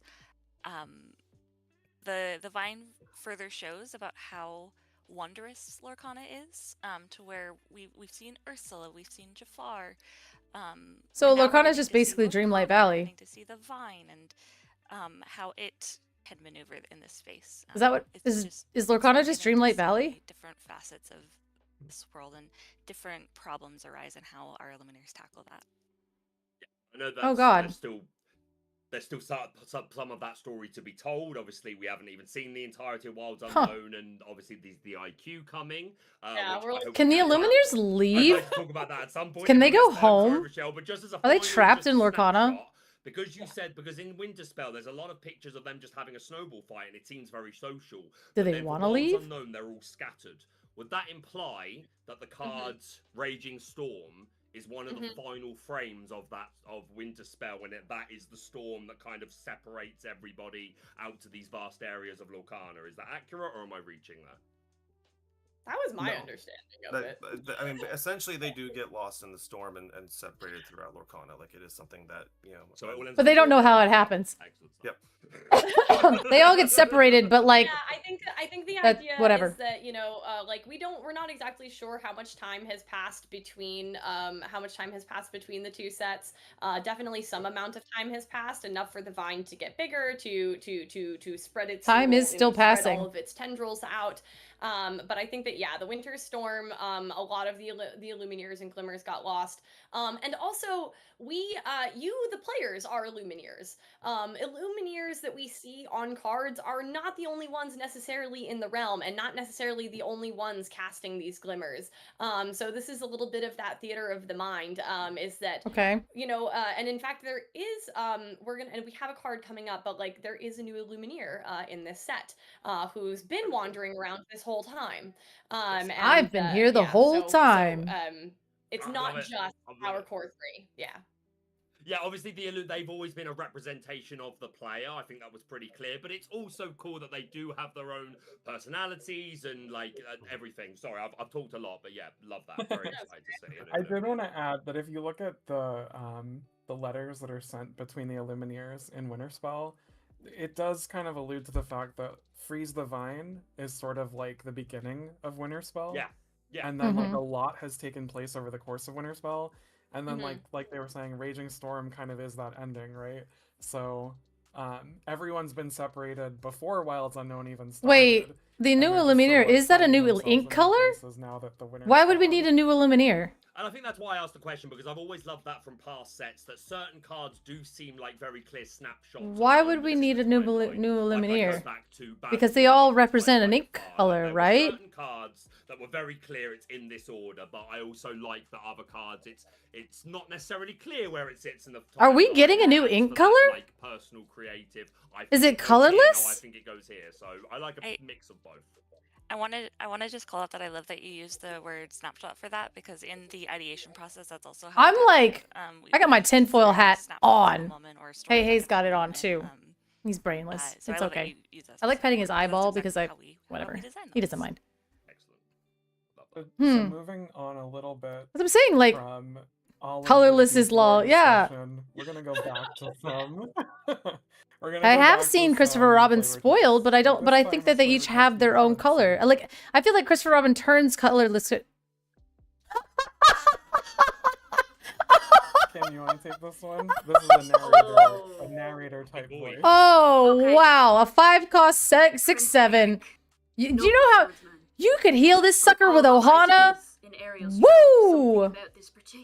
The stats are. It was meant to be his. That was so good. That boy is big. I'm in awe. That's an Ohana target if I've ever seen one. That's a cauldron born. That's a whole cauldron born, mate. That's huge. He's some prince. I know, 6/7s. So that like little structure you see in the background behind him. So this is a piece of connected artwork. Actually, He's literally doing it. In another card. It looks like Moana's stuff back there. Can we assume then that he is in like the Wildernot if we're like going Enhance. green and all this stuff? Yeah, he is. We're seeing all the like flowers, the green fields, 6/7. kind of ties Martin into that. Whose sword is that? They're kind of his something. his expertise, but then all of these flowers. Oh, is that just his? That's coming from the vines or something that Isabella. I guess that's is just going his around, sword. You know, doing her thing. Oh man, I love that you brought up Isabella. Okay, no, it's the flowers are coming from the vine. But wouldn't Isabella be so interesting in conversation with those flowers? Yeah, we've already seen enjoying cards with right at the her start, we were manipulating talking it. about Isabella and how it's the perfect terrain for her, and obviously that it wasn't lost on you guys because we've had at least 6 cards where she's like the main character on that card. So yeah, seems like a good place for her. Yeah. I can just see a nice team up here with, you know, Prince Eric and Isabella, because she seems to be What is a bit JD of saying a over here? everywhere. Oh, he's back. Oh, Jesus, JD. Jesus. You have to be ready to take advantage of any opportunity. And this vine looks like a pretty big opportunity. What is he? He's so He's a good. 3-cost 4/4. He's akeable, y'all. He's a storyboard villain. Reasonable stat line for Ruby decks, to be honest Yeah. with you. Like, it's inkable. Inkable. This is really cool. I like this card. Are there shift Liberia's Tiberius works? Are there any shift Lyles? Yeah, cool. I like him. We have quite a big contingent of the Atlantis crew out in the desert, and I had so much. He's hitting fun with his that Atlantis sassy pose. storyline, and also it's one of my favorite Disney movies. So I'm not biased. Brilliant. It's so good. I did not appreciate it enough as I did watch it as a kid, and I didn't appreciate it enough. And then a few years ago, I was like, this was just. I Art. didn't appreciate it. So It's good. such a good film. Banger. Ryle Tiberius My Lork. kids did like it. I was Liberia's Torque. gratified by that. They do not always like. That is the exactly what my precious brain did to childhood it. Memories that I share with them, but they did like Atlantis. Hitting his sassy pose is hilarious to me. Yeah. Especially when they're exploring something new, and we're exploring something new, and bringing them like back in like full force to this set just makes so much sense, like narratively, when they're like coming in and we're gonna explore it with them, because that's what they're like. That's where they came from. That's what they got. Like they're now known for doing. Yeah, it must help when you're working with characters where their thing they're known for is JD. I wonder who's taking his photo. already, which you could argue is the case for many Disney characters. I know, like, who is he but posing like that especially, for? A group like this, like, seems ideal. I think it's funny because it's both ways. Because I mean, it is, but then the ones who aren't is even more fun to put them in like. There's got to be a shift. Isn't there that Ruby one that does a whole crime when it gets... Exactly. That one's got to be Floodborne. Where he's turned into, like, the crystal version of himself.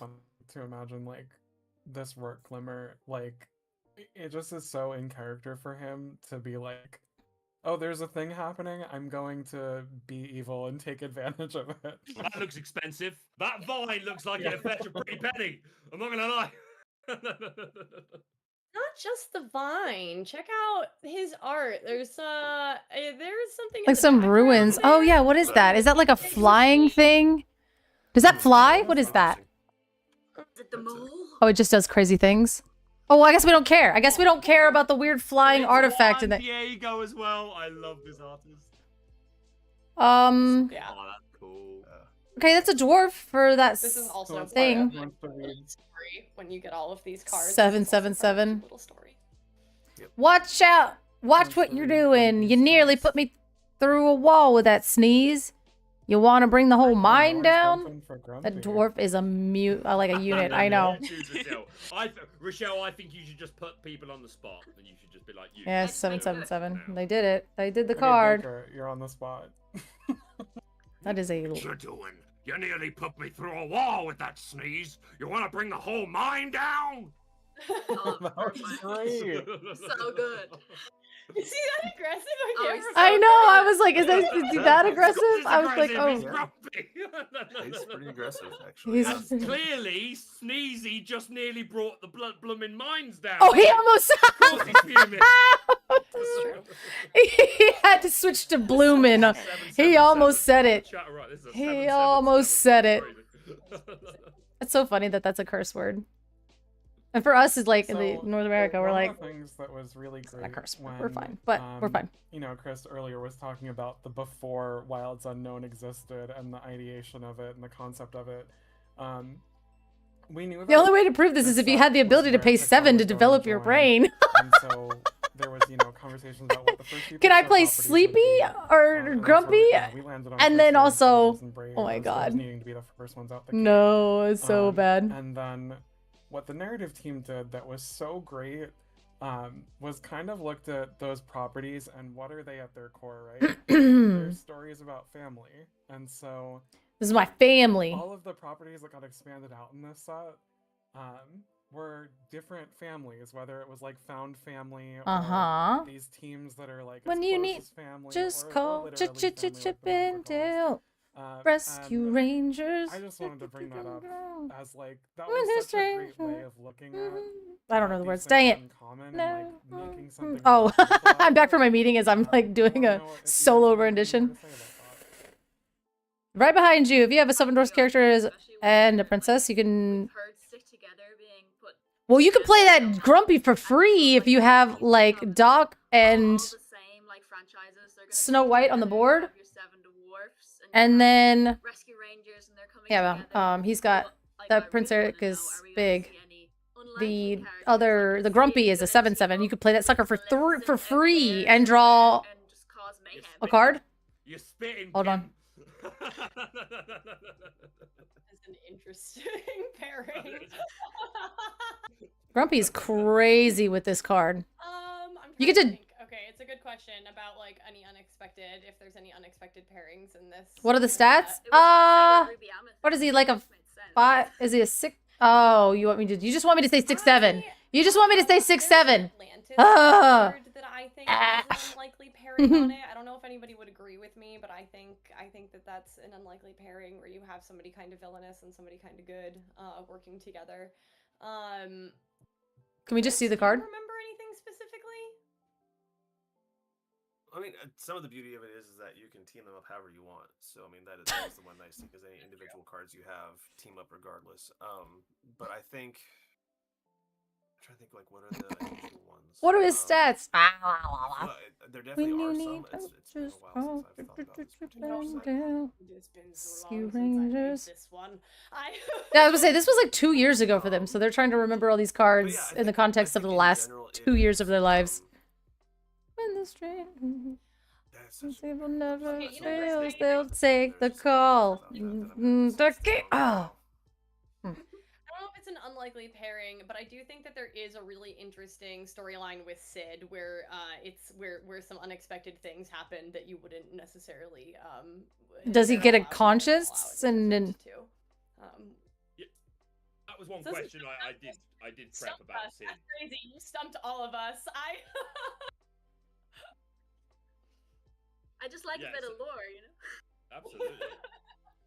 I'd love to know more about where you see Sid, unless again there's still some of that story to tell, and for those reasons you wanna stay. I feel like they're like, yeah, we have like a couple things that we can say, but we're not gonna say a lot. And then you're like, well, is there any this? And they're like, actually, we've never thought of that before, so I can't answer that question. Things we always try to do is like, just tell us the story. I wanted this to be story time. Sid is absolutely gonna be out there trying to torture his toys, because that's what he does in his film. That is what he is. He's this like low key, really petty villain, and that like he's gonna live up to that in this set 100%. Yes.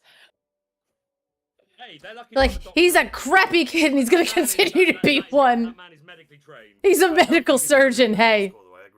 Yo, Sid MD or PD, I guess. Toy doctor. That was a really good joke. That man is a doctor. Going back to your question though, like Rochelle, about like the themes of family, I think it would be a crime to not observe and say outright. It's clear how much thought goes into which characters and IPs and glimmers are going to be in each set. It isn't just, you know, scoop a random bunch of glimmers and try and make them fit. It's like, okay, we're bringing in these. Sid gives old toys new life. Actually bad.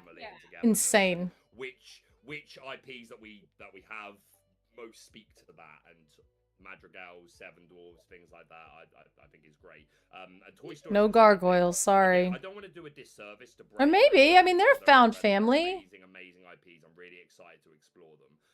But Toy Story, like again, it's such an older film. I think a lot of people grew up with it. The idea of bringing that into Lorcana, that must have felt like, okay, we're playing with something very special here, and I'm sure that's always the case. Uh-oh. Whatever IP you're dealing with, I have no. Am I back? Like, can you talk a little bit about the? Did I go somewhere and then I came back, guys? Aw. Unfortunate. Are we back? Let me know. etc. I'd just love to hear anything you can share on that. I had an unfortunate Yeah. unfortunate I thing. can take a stab. And Are we Chris, I'd like back? you to talk about it too. Like one of my favorite Oh things about bringing man. Toy Story into this set was the Buzz and Hello? Woody, the Buzz and Woody Is cards there that anybody we out helped to design there? because they're both We're back. They're both these natural leaders, We back. but they have Thank such you. different approaches to it. We did it. And so like I thought that they made Computer so just much was like, sense to "Boodaloo," be in and the I'm like, jungle and saving their friends and oh no, leaving are we them gone out. again? Like Oh I heck. have, like I had this like headcanon that definitely shows up in the cards a little bit of Woody sort of like going around the jungle and like collecting all of his friends because he leaves no toy behind. Like I that's know his my internet is entire shtick, is always that Woody doesn't leave anybody behind and he's gonna make sure always that on the struggle everybody bus gets with this home safe. internet. Man. So like that's why I thought that they made perfect sense here. Chris, what did you think about Toy Story? Oh, that's crazy.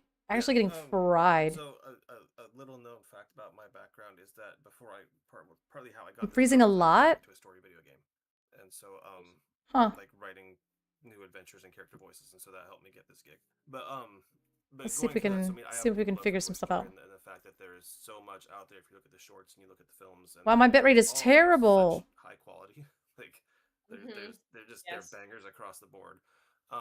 So getting a chance. Oh, it's just a bit behind. I guess for me, It must be a Twitch thing. Because I was like, my internet seems alright. I always have a soft spot in my heart for We got all the bits. Oh, we're losing bits.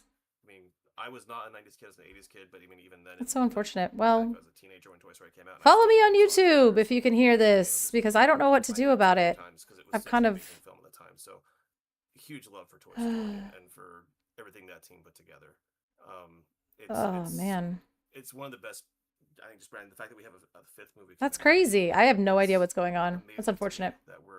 It's been good for such a long time, ever since I moved. From those characters. And now we're having problems again. I agree. I also think it's you mentioned earlier getting to see characters in new situations. Is it better? Is it worse? We get to see the Toy Story cast in their films exploring the house and even exiting the house and the park in the fourth film. Getting to see them in such a grand environment. Oh, I just went live, so sick. Thanks, Stream Elements. My gosh. Seeing them do what they do in the films. I really want them to show us stuff. Our game is really exciting to explore. Or just like sit here and like read us a story. Kim, did you have is that weird? No, I think like what I really wanted to know is that because like coming up. I want to know. 12. We're going on to set like 12 sets now, and we've had all like primarily Disney characters, and then bringing in Pixar. It's obviously a different IP. Like when you were coming up with the stories, was there any different rules you had for say all the like Disney IP characters, and then you had all like the Pixar characters coming in? Oh yeah, like what are the rules for the two different ones? Okay, with them being like, oh, they're gonna all adventure together, and it's all good.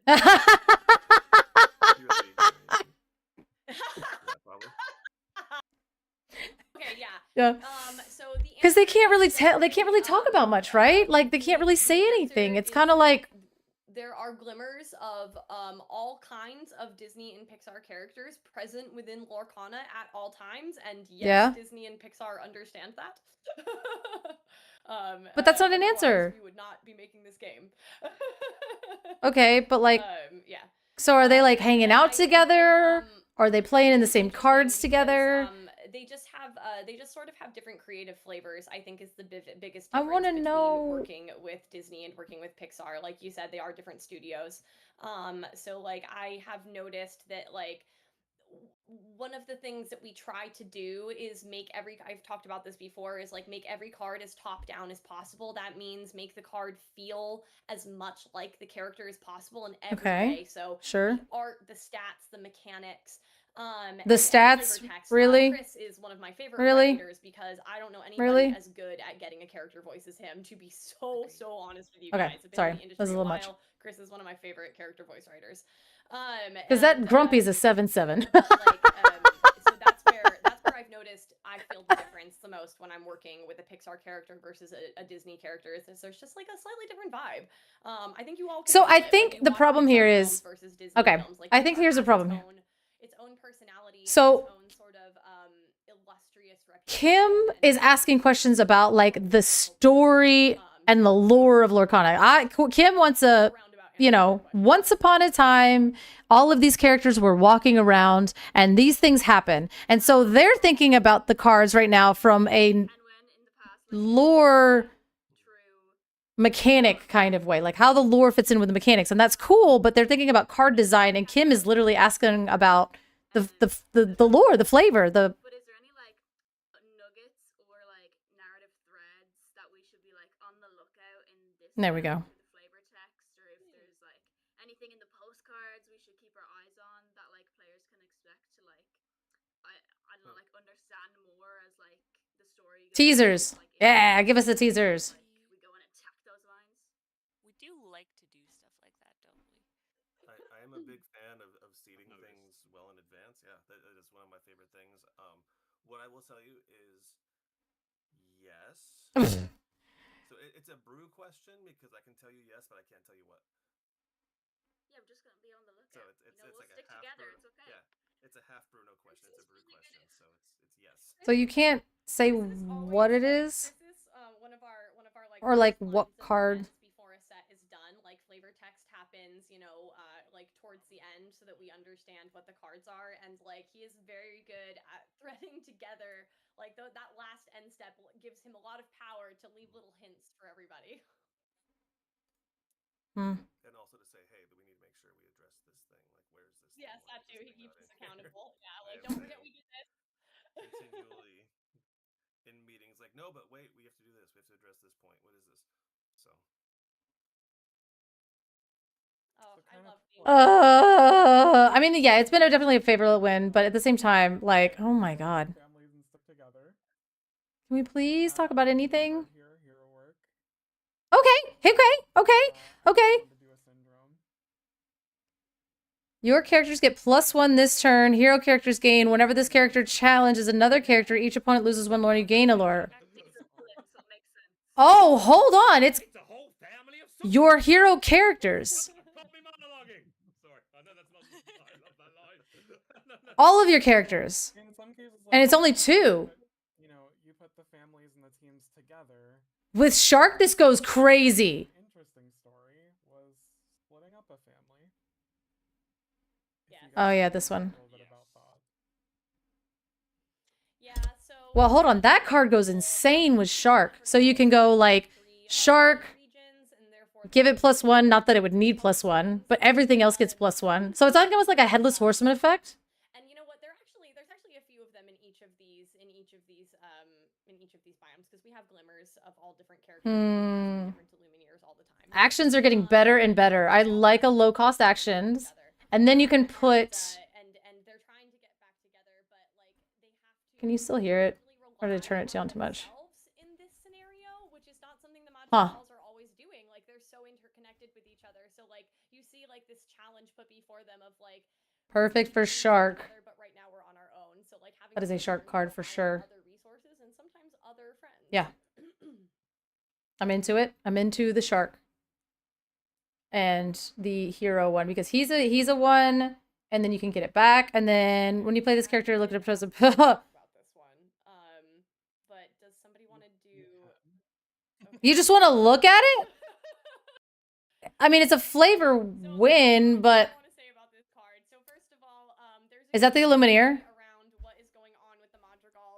Says he'll be back in a few weeks. He's stuck in the desert right now. Okay, so that's the Lumineer. Amazu? so I encourage you to find all of the cards that take place Is that in the little area. a thing? And Dolores actually she can hear people who are in distress and glimmers who are in distress. And Amazu. Haha. Haha. Amazu. Like Amazu? has a role to play. Somebody help me. Making sure that everybody gets home safely. And then the flavor text on this one is really exciting. This is Amazu says he'll Amazu. this way in a few weeks. He's stuck in the desert right now. So this is our new Illumineer. His name is Amazu. Repeat the last 50 minutes? Okay. Hey, I'm going to ask you a really cool question. Can you answer it? No. But we really love the land of Lorcana, and we really are excited for you to actually see the cards in person. That was the last 50 minutes. Did I do it? Do you feel like that was it, guys? The conceit of Amazu is we wanted somebody Ah! to Lorcana and then want to just explore all this world, like where the others came in and had their different focuses. Amazu basically showed up and went, "I'm out. This is a cool place," and then Okay. set about to explore the land. Okay, so he's exploring. Really, he's fantastic. Okay, let's see him. And I see in the chat people asking about his inks. I don't think there's any reason we need to keep that a secret. His inks. Hey, perfect. Can we please? Can we please? Can we please? Okay, his inks are. Perfect timing. Thank you, Rochelle. Okay, so his inks are amethyst and ruby. Oh. Oh.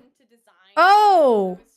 Oh, look at Baker. Look at Baker. Look at Baker. Into arcane gizmos and Uh-huh. he's a treasure. Uh-huh. He literally likes to go find weird stuff in Location and put it in your hand. Okay. All right. That sucks, but sure. Ruby focused Illumineer, so he's super impulsive too. And just kind of like to get up. Impulsive? Impulsive is insane. That's an insane thing to just. Handsome, like excellent guy. Like what incredible taste. Okay. What incredible taste this Illuminator has in ink colors. Like Ruby amethyst, huh? A magical, impulsive Illuminator. Can I say the Inkcasters are just yeah. Yeah, they are. They're just literally Keyblades. This is like Kingdom Hearts for sure. Just Keyblades. Look, an uninkable red card. And you look at the locations. Like, I mean, I guess this is good if you're going to do the Ruby Steel location thing, but if you want it to be Ruby, you pay 1 and exert this to look at the top 4 cards here and reveal the location and put it into your hand and then put it in the bags. So Hana is Hana? Are sapphire and amber. Okay, shout out Hana. We'll see more of her Uh-huh. very soon. Uh-huh. Hint at her in set. Okay, now we're getting to the good stuff. I actually got to write some of that flavor text for her book. Hana's her excellent job of it too. She's sapphire and amber. Plant nerd in real life, so I was like, please, I beg you.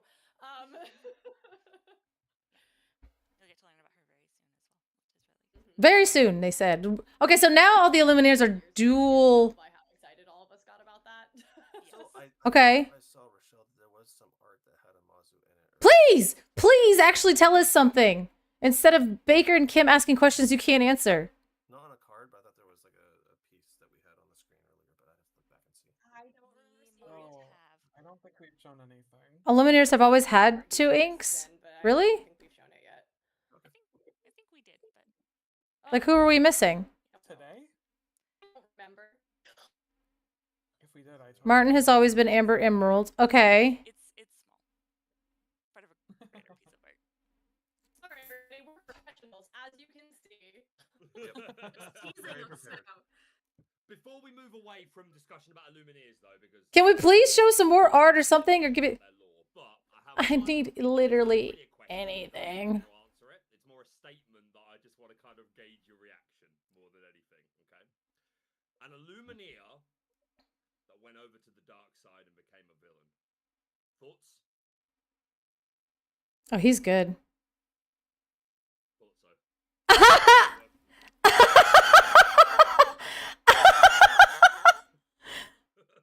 Think of, because I've had this discussion many times actually. Oh! That's good. As an That's idea, promising. as a concept. Well, because Martin kind of got taken over. I thought I'd get back. I'm happy with that. We've discussed it. Mmm. Hey, we have these cards. Oh, look at Rochelle's like, oh, we're moving on. Pegasus art is oh my god, the Peter Pan as well. Oh. I think we lost Jenna. Another 6/7. Another 6/7. These are the ones. So these cards actually are connected if you're looking at them, like with the vine. Oh, cute. They're separated by the vine. Another 6/7. They're killing us with these. Jenna can talk about these. Cool. Jenna, are you there? Pegasus has what on him? Let's see. Pegasus, he looks like, oh, he's like kind of very royal. A 6/7 evasive Pegasus. Doesn't he have shift, though? Let me shift the boy. Pegasus and Peter Pan are two Look on his change. It felt bigger somehow. No matter how big it got, it was determined to find his friend. At least it's inkable. There is a connection Really? They're like, please play Emerald and Ruby. Please. That's Venturo, Milo, and Daisy. Where? Where do you see them? There we go. There we go. Quest of Wonders. Someone in the chat did. Yes. Thank you. Thank you. Quest of Wonders. This is not something that I'm fully involved in, so I don't have as much information as Jenna would have. What's Quest of Wonders? This is with the Quest of Wonders book, and they both appear in. Oh. This is a call out to that particular. Well, that's not something I have. Because we have something coming out that Please. I think people will really enjoy. Sick. The full stop. It's an hour of telling us nothing. Well, telling us nothing. The art gets better every set. Like I genuinely like. Oh yeah. I'm continually impressed. Like every set, I'm like, this is the best art. Sure. This is the best art, and it just continues. Every set of enchantments. Continuous drawing across goodbyes. Is that shared art? No cape. Come on now. Come on now. So they are No capes. the vine and the mill separating them, so it's a nice also kind of visual marker of the Oh yes, they were created before the 6-7 trend. I mean, that was because that was like what, last year? So oh god, so these are gonna be cards that you open. The methods that we love to do when piecing together story beats is that sort of triptych, having cards side by side, telling a greater story. Oh, the silences. That's painful. Nobody's gonna say anything? Oh my god! I don't know if maybe that's just a me thing. One more card reveal for fun. Please! Please! Can we get something? Oh! Oh, good! Okay. A 3 cost 2/2. When you play this character, you may turn chosen item 2 cost or less. You do. Its player draws a card. Whenever this character quests, your superheroes get +1 this turn. Oh, Jenna's back. Okay. And she's a fashion designer. She's like, by the way, no capes.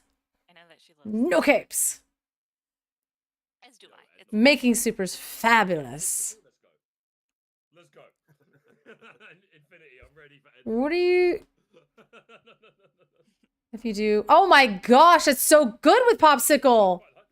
Holy. Player down. It's a 3 cost, so that kind of like messes up your curve in this deck, but you still play her.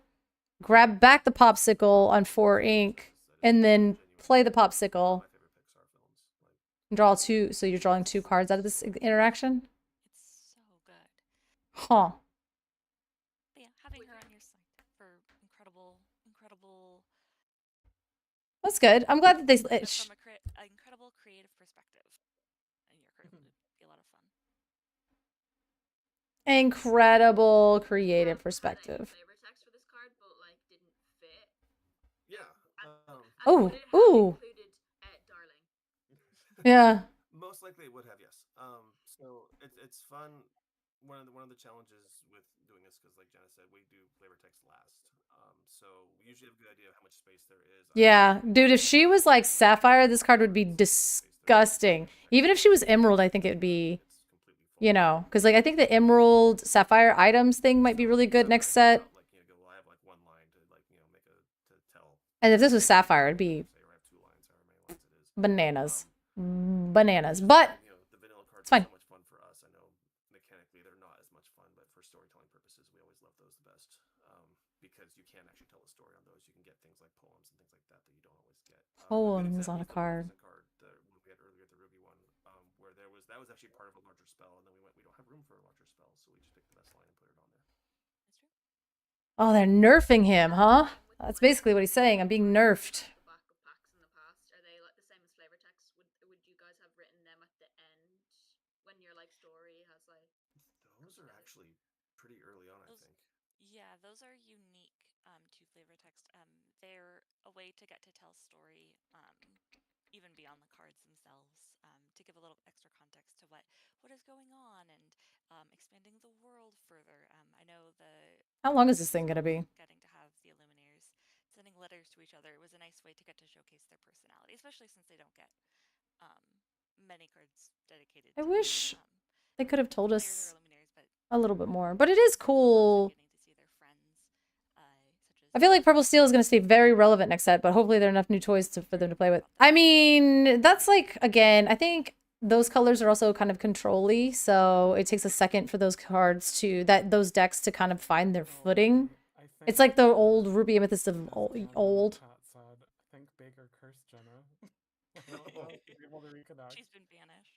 Jenna is the evil Illuminator that went to the dark side. I'm still making sense now. They're not going to show us the new Illuminator during the lore thing. That'd be kind of cool. Or maybe I guess it would show it during the art one. She really didn't want to answer that question. So just as we're wrapping up, to remind people, pre-release for Wilds Unknown May 8th. is May 8th, and you'll get those cool pre-release boxes now. So Pre-release box with dice. tcg.ravensburgerplay.com. Those promos are going to be really cool with the stamped Wilds Unknown on them. And May 15th. Yeah, Baker, where can people find you? On the internet. Primarily on YouTube, Lorcana Villain. We predominantly cover deck lists, but all things Lorcana, card reviews, interviews, etc., etc. And small plug, if you don't mind, Rochelle, but I have Lorcana Dungeons and Dragons. Yes! Yes! He said it! He said it! He said it! Yes! Narrative and etc. etc. Then yeah, make sure you're checking out at Lorcana Villain most places. But yeah, thank you so much for inviting me to be a part of this. I love the game, I love the collection, but I'm a storyteller first. I've always liked stories. Yeah. Driven me in life, and Disney's very sentimental. So It's me, Garrick, Brent, and JDZ are all going to be in his first party of the Dungeons and Glimmers. Oh, it's so fun. It's so fun. I'm so excited. He said the thing. I can fully talk about it, kind of. D&G. Yeah, it's so good. D&G.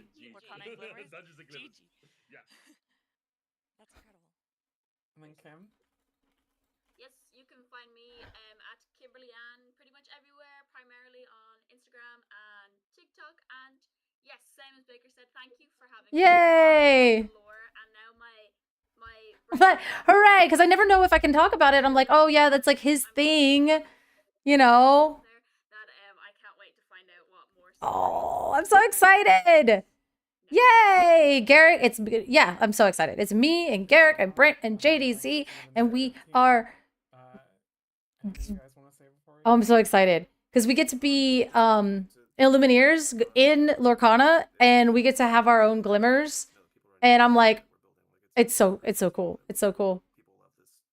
I'm not going to ruin it, but like... And of course, I picked some weird, edgy character. The Dungeons and Dragons or Dungeons and Glimmers thing that that Baker just announced is a project that me, JDZ, and Brent have been a part of. His thing that he's been doing. It's a Dungeons and Dragons, but it's Dungeons and Glimmers, so it's Lorcana based. It's really cool. It's so cool. Very much so. Shout out to Garrick's Lorcana Lair, who I know will be making every note possible to do the... He always does a video on YouTube, like telling the story of like the 4 set arcs. Garrick said a lot of his work out because they were like, they didn't like say anything. Eric says his notes are being noting. I bet they are. This is being noted. Amongst each other on the narrative team, so thank you for doing those. Aw. They absolutely get spread around. Like Garrick does on all his Singer podcasts. It's all over the place. Dude, the internet cooking you during like a really important thing is so So thanks everyone. We'll have another one of these on Monday for the creative team. So make sure you come back and join us to talk about artwork. Thanks everyone. Thank you. Thanks everybody. Thank you guys. Oh, bye-bye. Bye-bye now. Bye. Nice. Nice. All right. Well, that was fun. We learned a bunch of stuff. Kinda.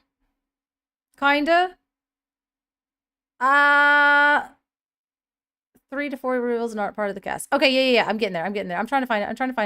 Yeah, I knew that there were reveals coming out at the same time. So we've got this. Oh geez. Oh geez. Oh geez. Okay, let's resize. Get here. So this Helga Sinclair, we already saw that. We got our 6'7" Eric. He's pretty big.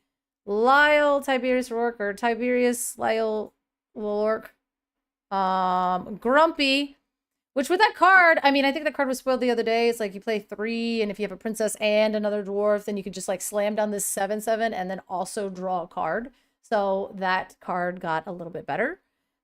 Heroes Work. I think this card is going to be awesome. Like if you're playing Shark, you're putting that your characters get +1. Your hero characters gain whenever this character challenges another character, each opponent loses a lore and you gain a lore. So you can like play this challenge with Shark.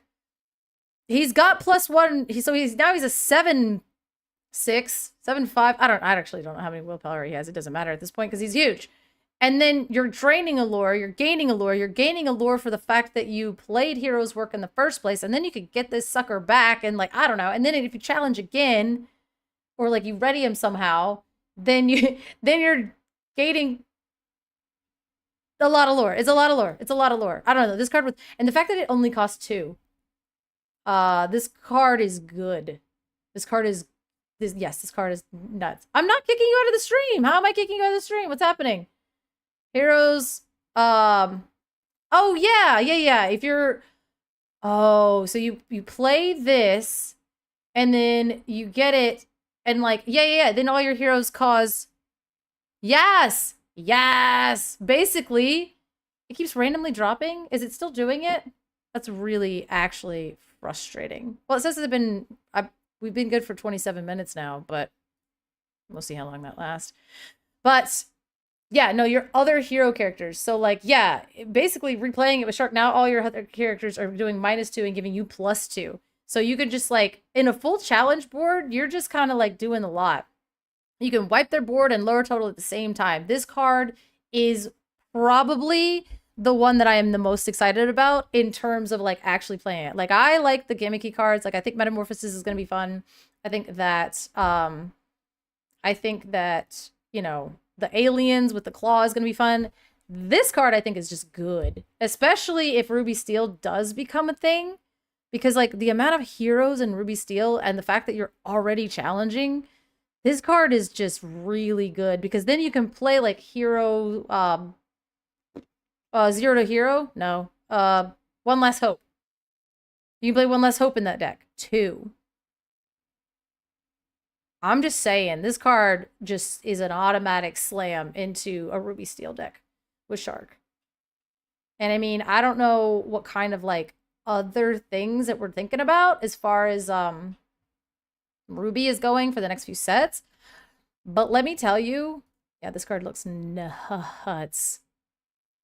I'm excited about it. Yeah, like wipe their board and their lore total. You just literally set them back, and then hey, by the way, I'm just like crank out a Pirate's Life just for the lulz. This card is very promising. I am excited about it, and I've seen like cool cards, but this is one of the ones where I'm like, well, we'll just slot that sucker right on in, and then we're good to go.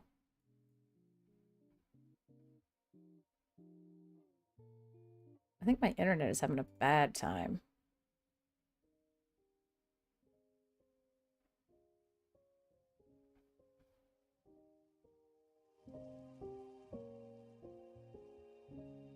I don't know. We might be having a bad time. Whatever. The internet is actually frying me in half. Okay, where are the rest of them though? Where are the important things? Yeah, Heroes Work, real good. What do we got going on here? Here's the thing. All I need is something that allows my characters to challenge ready characters before move sheet rotates out. I mean, you got One Last Hope got reprinted. You got One Last Hope. It got reprinted. Right? It got reprinted in set 9, so you still have One Last Hope. So you're playing Ruby Steel. I'm playing Ruby Steel. This card should not be 8 cost. If this was 6, even if it was an unequal 6 cost, this thing would be bananas. 8 cost is crazy. I mean, I guess you're getting rid of 3 things, but like, at what cost? It's not even a board wipe. That only allows 1 character challenge ready characters. Oh, I see. Yeah. This card is not something I would play.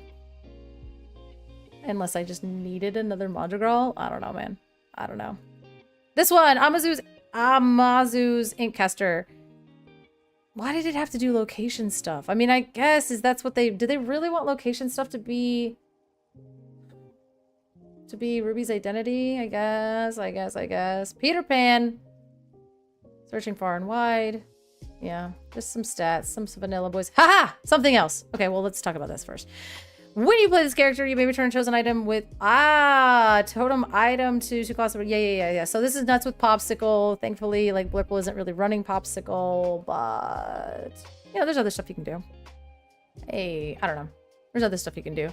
Thank God this thing isn't Sapphire. Woo! Thank God that thing isn't Sapphire. This character enters play with 4 damage on him. Okay, we could do some Ruby Amber healing. Some Ruby Amber healing. A 5-cost 5/5 with 3 lore is bananas. And if you could Ohana it and draw 4 cards, I think I would implode. If I got to draw 4 cards with Ohana after this thing, I would just turn inside out. I'd turn inside out. When you play this character, if you have another character with 4 willpower or more, you may draw a card. Okay. I mean, he's a shift target for the other... This art goes hard. What are we doing here? What does he have? Evasive?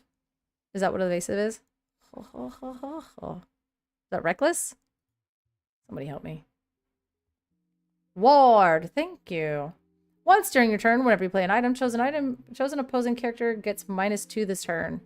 Norton Nimnol, misanthropic genius. Oh yeah, he's from... Is he from the Rescue Rangers? He's doing some diabolical stuff here. Rescue Rangers stuff. You play an item just once per turn. No, we did not get to see the new Illumineer. They just talked about the new Illumineer and they didn't actually show him, so it was a true tragedy.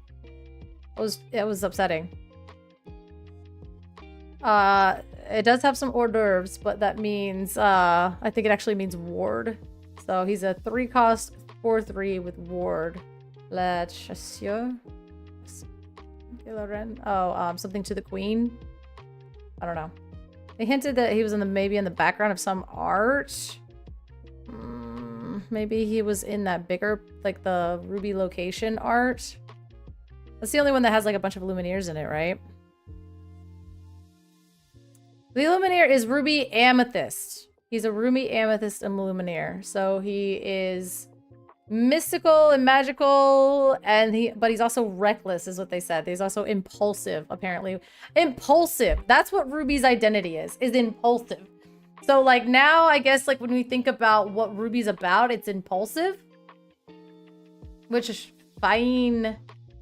Fine, I suppose. He also likes to explore, so that's why they have him doing land card stuff.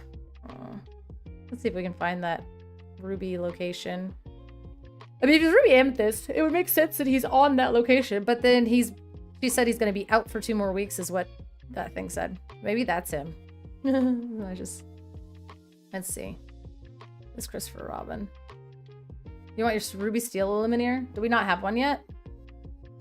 Do we not have a Ruby Steel Illuminator? I just learned that they're dual links already. I didn't know that they were all dual links. Kind of crazy. Bullseye. This card's gonna be nuts. That's gonna be insane. 1-drop Woody. Bullseye. Shift Woody. Play literally more toys for free and do other things, and that card's gonna be crazy.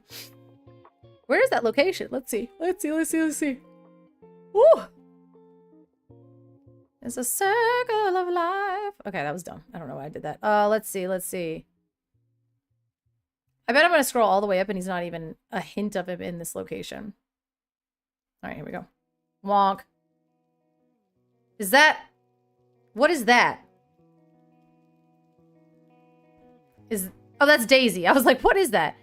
That's Milo. So no, he wouldn't be in this one because they're all separated. Ruby Amethyst, Amethyst Steel, Ruby Sapphire, and Amber Emerald. Okay. Oh yeah, because the girl is Amethyst Steel. Ruby Sapphire is, you know, somebody. Is it? Oh, Ruby. Is this Ruby Sapphire? This guy? That would make the most sense. That would make the most sense. Huh. I don't know. I'm just kind of... I like the main stages, but I wish that they could tell us more. Like, I just want them to sit down and tell us a story, but instead they're like, we don't have a story. We just have, like... I don't know. I think I just loved when in Magic they would have like articles and it would literally just be like a story that you can read, and then when you get the cards and you open the cards, you're like, oh, this is from that part of the story. And I think a lot of the questions that Kim was asking, Venturo, yeah, I think a lot of the questions that Kim was asking was very like in the lore dependent, like, oh, because I think she asked about like the new lands, and I don't want to like put words in her mouth because I don't know, but if you're here, you could ask, you can tell me whether I'm right or not. But she was like, oh, are these like new lands, but not like new to the game, new to Lorcana? Like, were these lands shaped by the Inklands, or is this Grand Canyon always been in Disney Lorcana, or in the land of Lorcana, right? And I think that they were thinking about things in terms of like the game in reference to the story, and Kim was just talking about the story. And I don't know if we were getting a lot of that. And I think that that's kind of what I wanted. But, you know, it is probably exciting for them to be able to talk about it, right? But then again, I was like, oh yeah, you did that 2 years ago, so how much of it do you really remember? I don't know. Again, completely underestimating how rabid we are. Because it's like, oh, like some of the questions Baker asked, and they were just like, yeah, I guess. I think. And it's like, you guys don't understand. We think of everything. But they also have like a thousand other things that they're doing, right? Like they're all so busy. They're working 2 years into our future. So they're like, I think I remember this card. Maybe, you know? So, you know, sure. Let's see. I wonder, huh? Like what art would this guy be in? They said it wasn't a card, right? What? Hey, do you know? You know, let's see. All right, well, let's go look in. There's also the fact that you don't want to say something wrong because people will latch onto it. Yeah, like we're all kind of like rabid, right? Like we do want to know stuff. So and they're like, no, that's not what I meant. That's not what I meant. And you're like, but it could be what you meant. And they're like, literally, no. I'm trying to find, where's the official Discord? Because I want to look for spoilers here. Let's see. Card reveals. Oh, wait. It was in general chat. There we go. 3 hours ago. 19 minutes ago. 2 hours ago. An hour ago. 19 minutes ago. 19 minutes ago. 5 hours. And 15 hours. Okay, so we don't have really anything left. In 5 hours, we have Questing Queens. And in 6 hours, we have Lorcana Muses. And then in 15 hours. Huh. Well. Someday I'll see my Ruby Steel Lumineer. There you go. Manifesting. Yeah, the internet never forgets. Yeah, that's true. Well, you know, at this point, it's just like kind of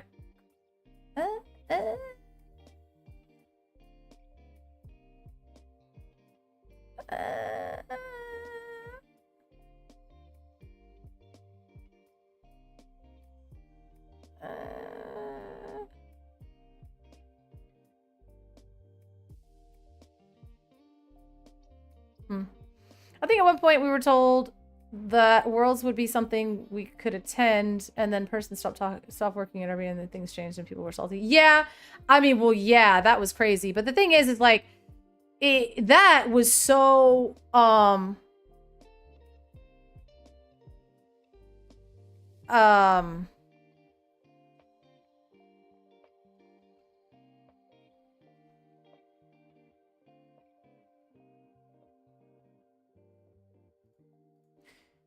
weird.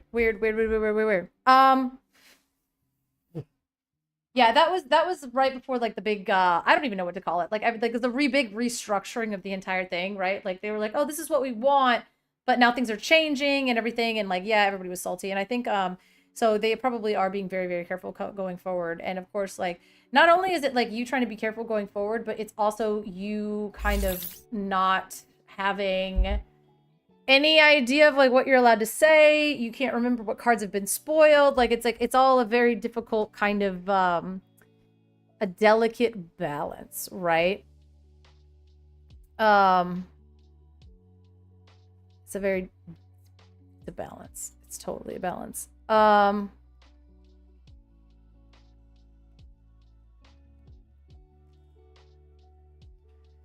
But yeah, I think that I don't know. There's no more card reveal. I'm like, I was gonna hang out for a little bit longer, but the thing is like there's no more card reveals, and unless you guys want to sit here and watch me play Dreamlight Valley, I think I might get going, and then we can pick this up on Monday, because at least by Monday we're gonna have some more spoilers, and we're gonna have some stuff that we can do. But as of now, other than just playing Dreamlight Valley and checking on the valley, which now I'm fully convinced that Dreamlight Valley is Lorcana. Like, that's just what it is. Like, Dreamlight Valley is just like the future of Lorcana, and it's all the same place. And one day you're gonna build a house and you're gonna come home and Donald is gonna be standing in their living room and you're just like, oh, good God, stay out of my fruit. So yeah. I don't know. Yeah, let's do that. I'm gonna do that for like a little bit, and then I have to go. No. I want to hang out, but at the same time, I might be back. So that's what I'm gonna do. I'm gonna go. I already ate this sandwich, but I have to do some stuff and things. I gotta be an adult. I don't like being an adult, but when I get back, if I get back, what I'm going to do is I am going to play some Dreamlight Valley, and we'll do some Friday shenanigans with Dreamlight Valley after I am done. So, yeah. Sir Reginald, Lord MacGuffin. I think it's Sir Reginald, because I like that you have a card, too, because you could just do that Little John card. But, yeah. I'll be back, if I'm back. If not, I don't know. I'm supposed to be doing stuff tonight, but at the same time, normally I would just be streaming longer, and this would probably be the part of the stream where I just switch and play Dreamlight Valley, and you guys get to listen to me yell at Donald. And actually, it's Minnie Mouse. It's like, it's crazy. Minnie Mouse's voice like hits me in a way where I'm just like, it like hurts. So, but I have adult things to do today, and that kind of sucks. So I'm gonna go do those adult things. If the adult things don't take too long, I might be back. If they take too long, I'll see you guys on Monday. And at least on Monday, we're going to have way more spoilers and way more things. And also, we need to figure out what we're playing for, on JDZ's, against JDZ on Masters of Disaster. So, this is what I'm going to do. I'm going to leave it with you guys with some homework, because I need some help. I am, like, running out of ideas. I mean, I'm not running out of ideas. I'm always good on ideas. Oh my God, those are so cute. Sorry, let me show you. Let me show you what I got going on right here. Let me show you what I got going on right here. Yeah. Nope. Howdy, howdy. You're back from lunch. I'm giving you guys some homework. Also, that Stitch I need. Like, she showed us these, and I was like, can you get me the Stitch and then, like, just expense it out or something? Oh my God, they're so freaking cute. I wanted the Stitch so bad. Clearly said no. But anyway, so, you really want a Naboo one? Yeah, she was like, which one should I get? And I was like, you should get me the Stitch, and then you can keep the Jiminy, because she really liked his little rosy cheeks on there. And then she's like, I'm gonna get them both. And I was like, you know what? That is completely valid. So, basically, I want you guys to go here. I'll put the link in the chat. I need you guys to tell me what I need to do next, because we have got to figure out a deck to cook JDZ with, and an Angel Demon Croc. Yeah, those are so cool. Those are so cool. So here, I'm going to send you the link to this nonsense right here. And I need you guys to go here and comment what deck I should do next, because I literally have no idea. I wanted to do, okay, scale of 1 to 10, how competitive do you want it? The thing is, I don't even know if I like want it to be competitive.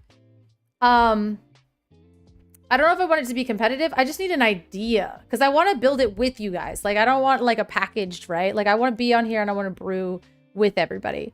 So just like ideas of like, I don't know, because he's like really stuck on the franchise theming stuff. So I don't know, maybe like a theme or a franchise or something. And then of course we'll go and we'll like wreck it. All right. So go on this, comment that, let me know, follow me if you're not following me, you actual animals. And then Christmas Carol deck. Oh, maybe green still was shift hooked. We'll see. We'll see. Yeah. So leave them on there because I have the brain. I have the memory of a goldfish. So leave a comment on the link that I sent you. Follow me if you're not following me, and then I will either see you later. Probably not. My life is hard. But I'll see you on Monday for sure. And we'll build whatever nonsense gets the most likes. How about that? Have a good day. Thanks for hanging out with me. And, you know, it was fun. Otherwise, the lorecast was gonna... I mean, not the lorecast. The thingy. Let's go raid somebody. Let's go raid somebody. Let's go raid somebody that's doing Disney lore kind of stuff. Because it's hard out here. Is Snake Chip still doing stuff? No. That's what I get for clicking buttons. Let's see. Look at Luke. Luke's still doing stuff. And he's talking to... Who's he talking to? Oh, he's talking to Kim. Aww. I love that. Let's go raid them. Can't wait. Cannot wait. All right. Start raid. Yeah, I meant to see what it hit because it was like ending and he was doing a like live stream and I went, I can't watch. I'm going to go be on the main stage. Bye. Was that what they were doing the thing for this morning? Him and Pavel. Ooh. I think they were like live streaming. That's why Rapunzel Mandalorian. So you had fans in this helmet or in your armor? In the helmet. The armor is actually like I put that out of a rain. All right, we're gonna go raid them. And that's actually fine. And okay,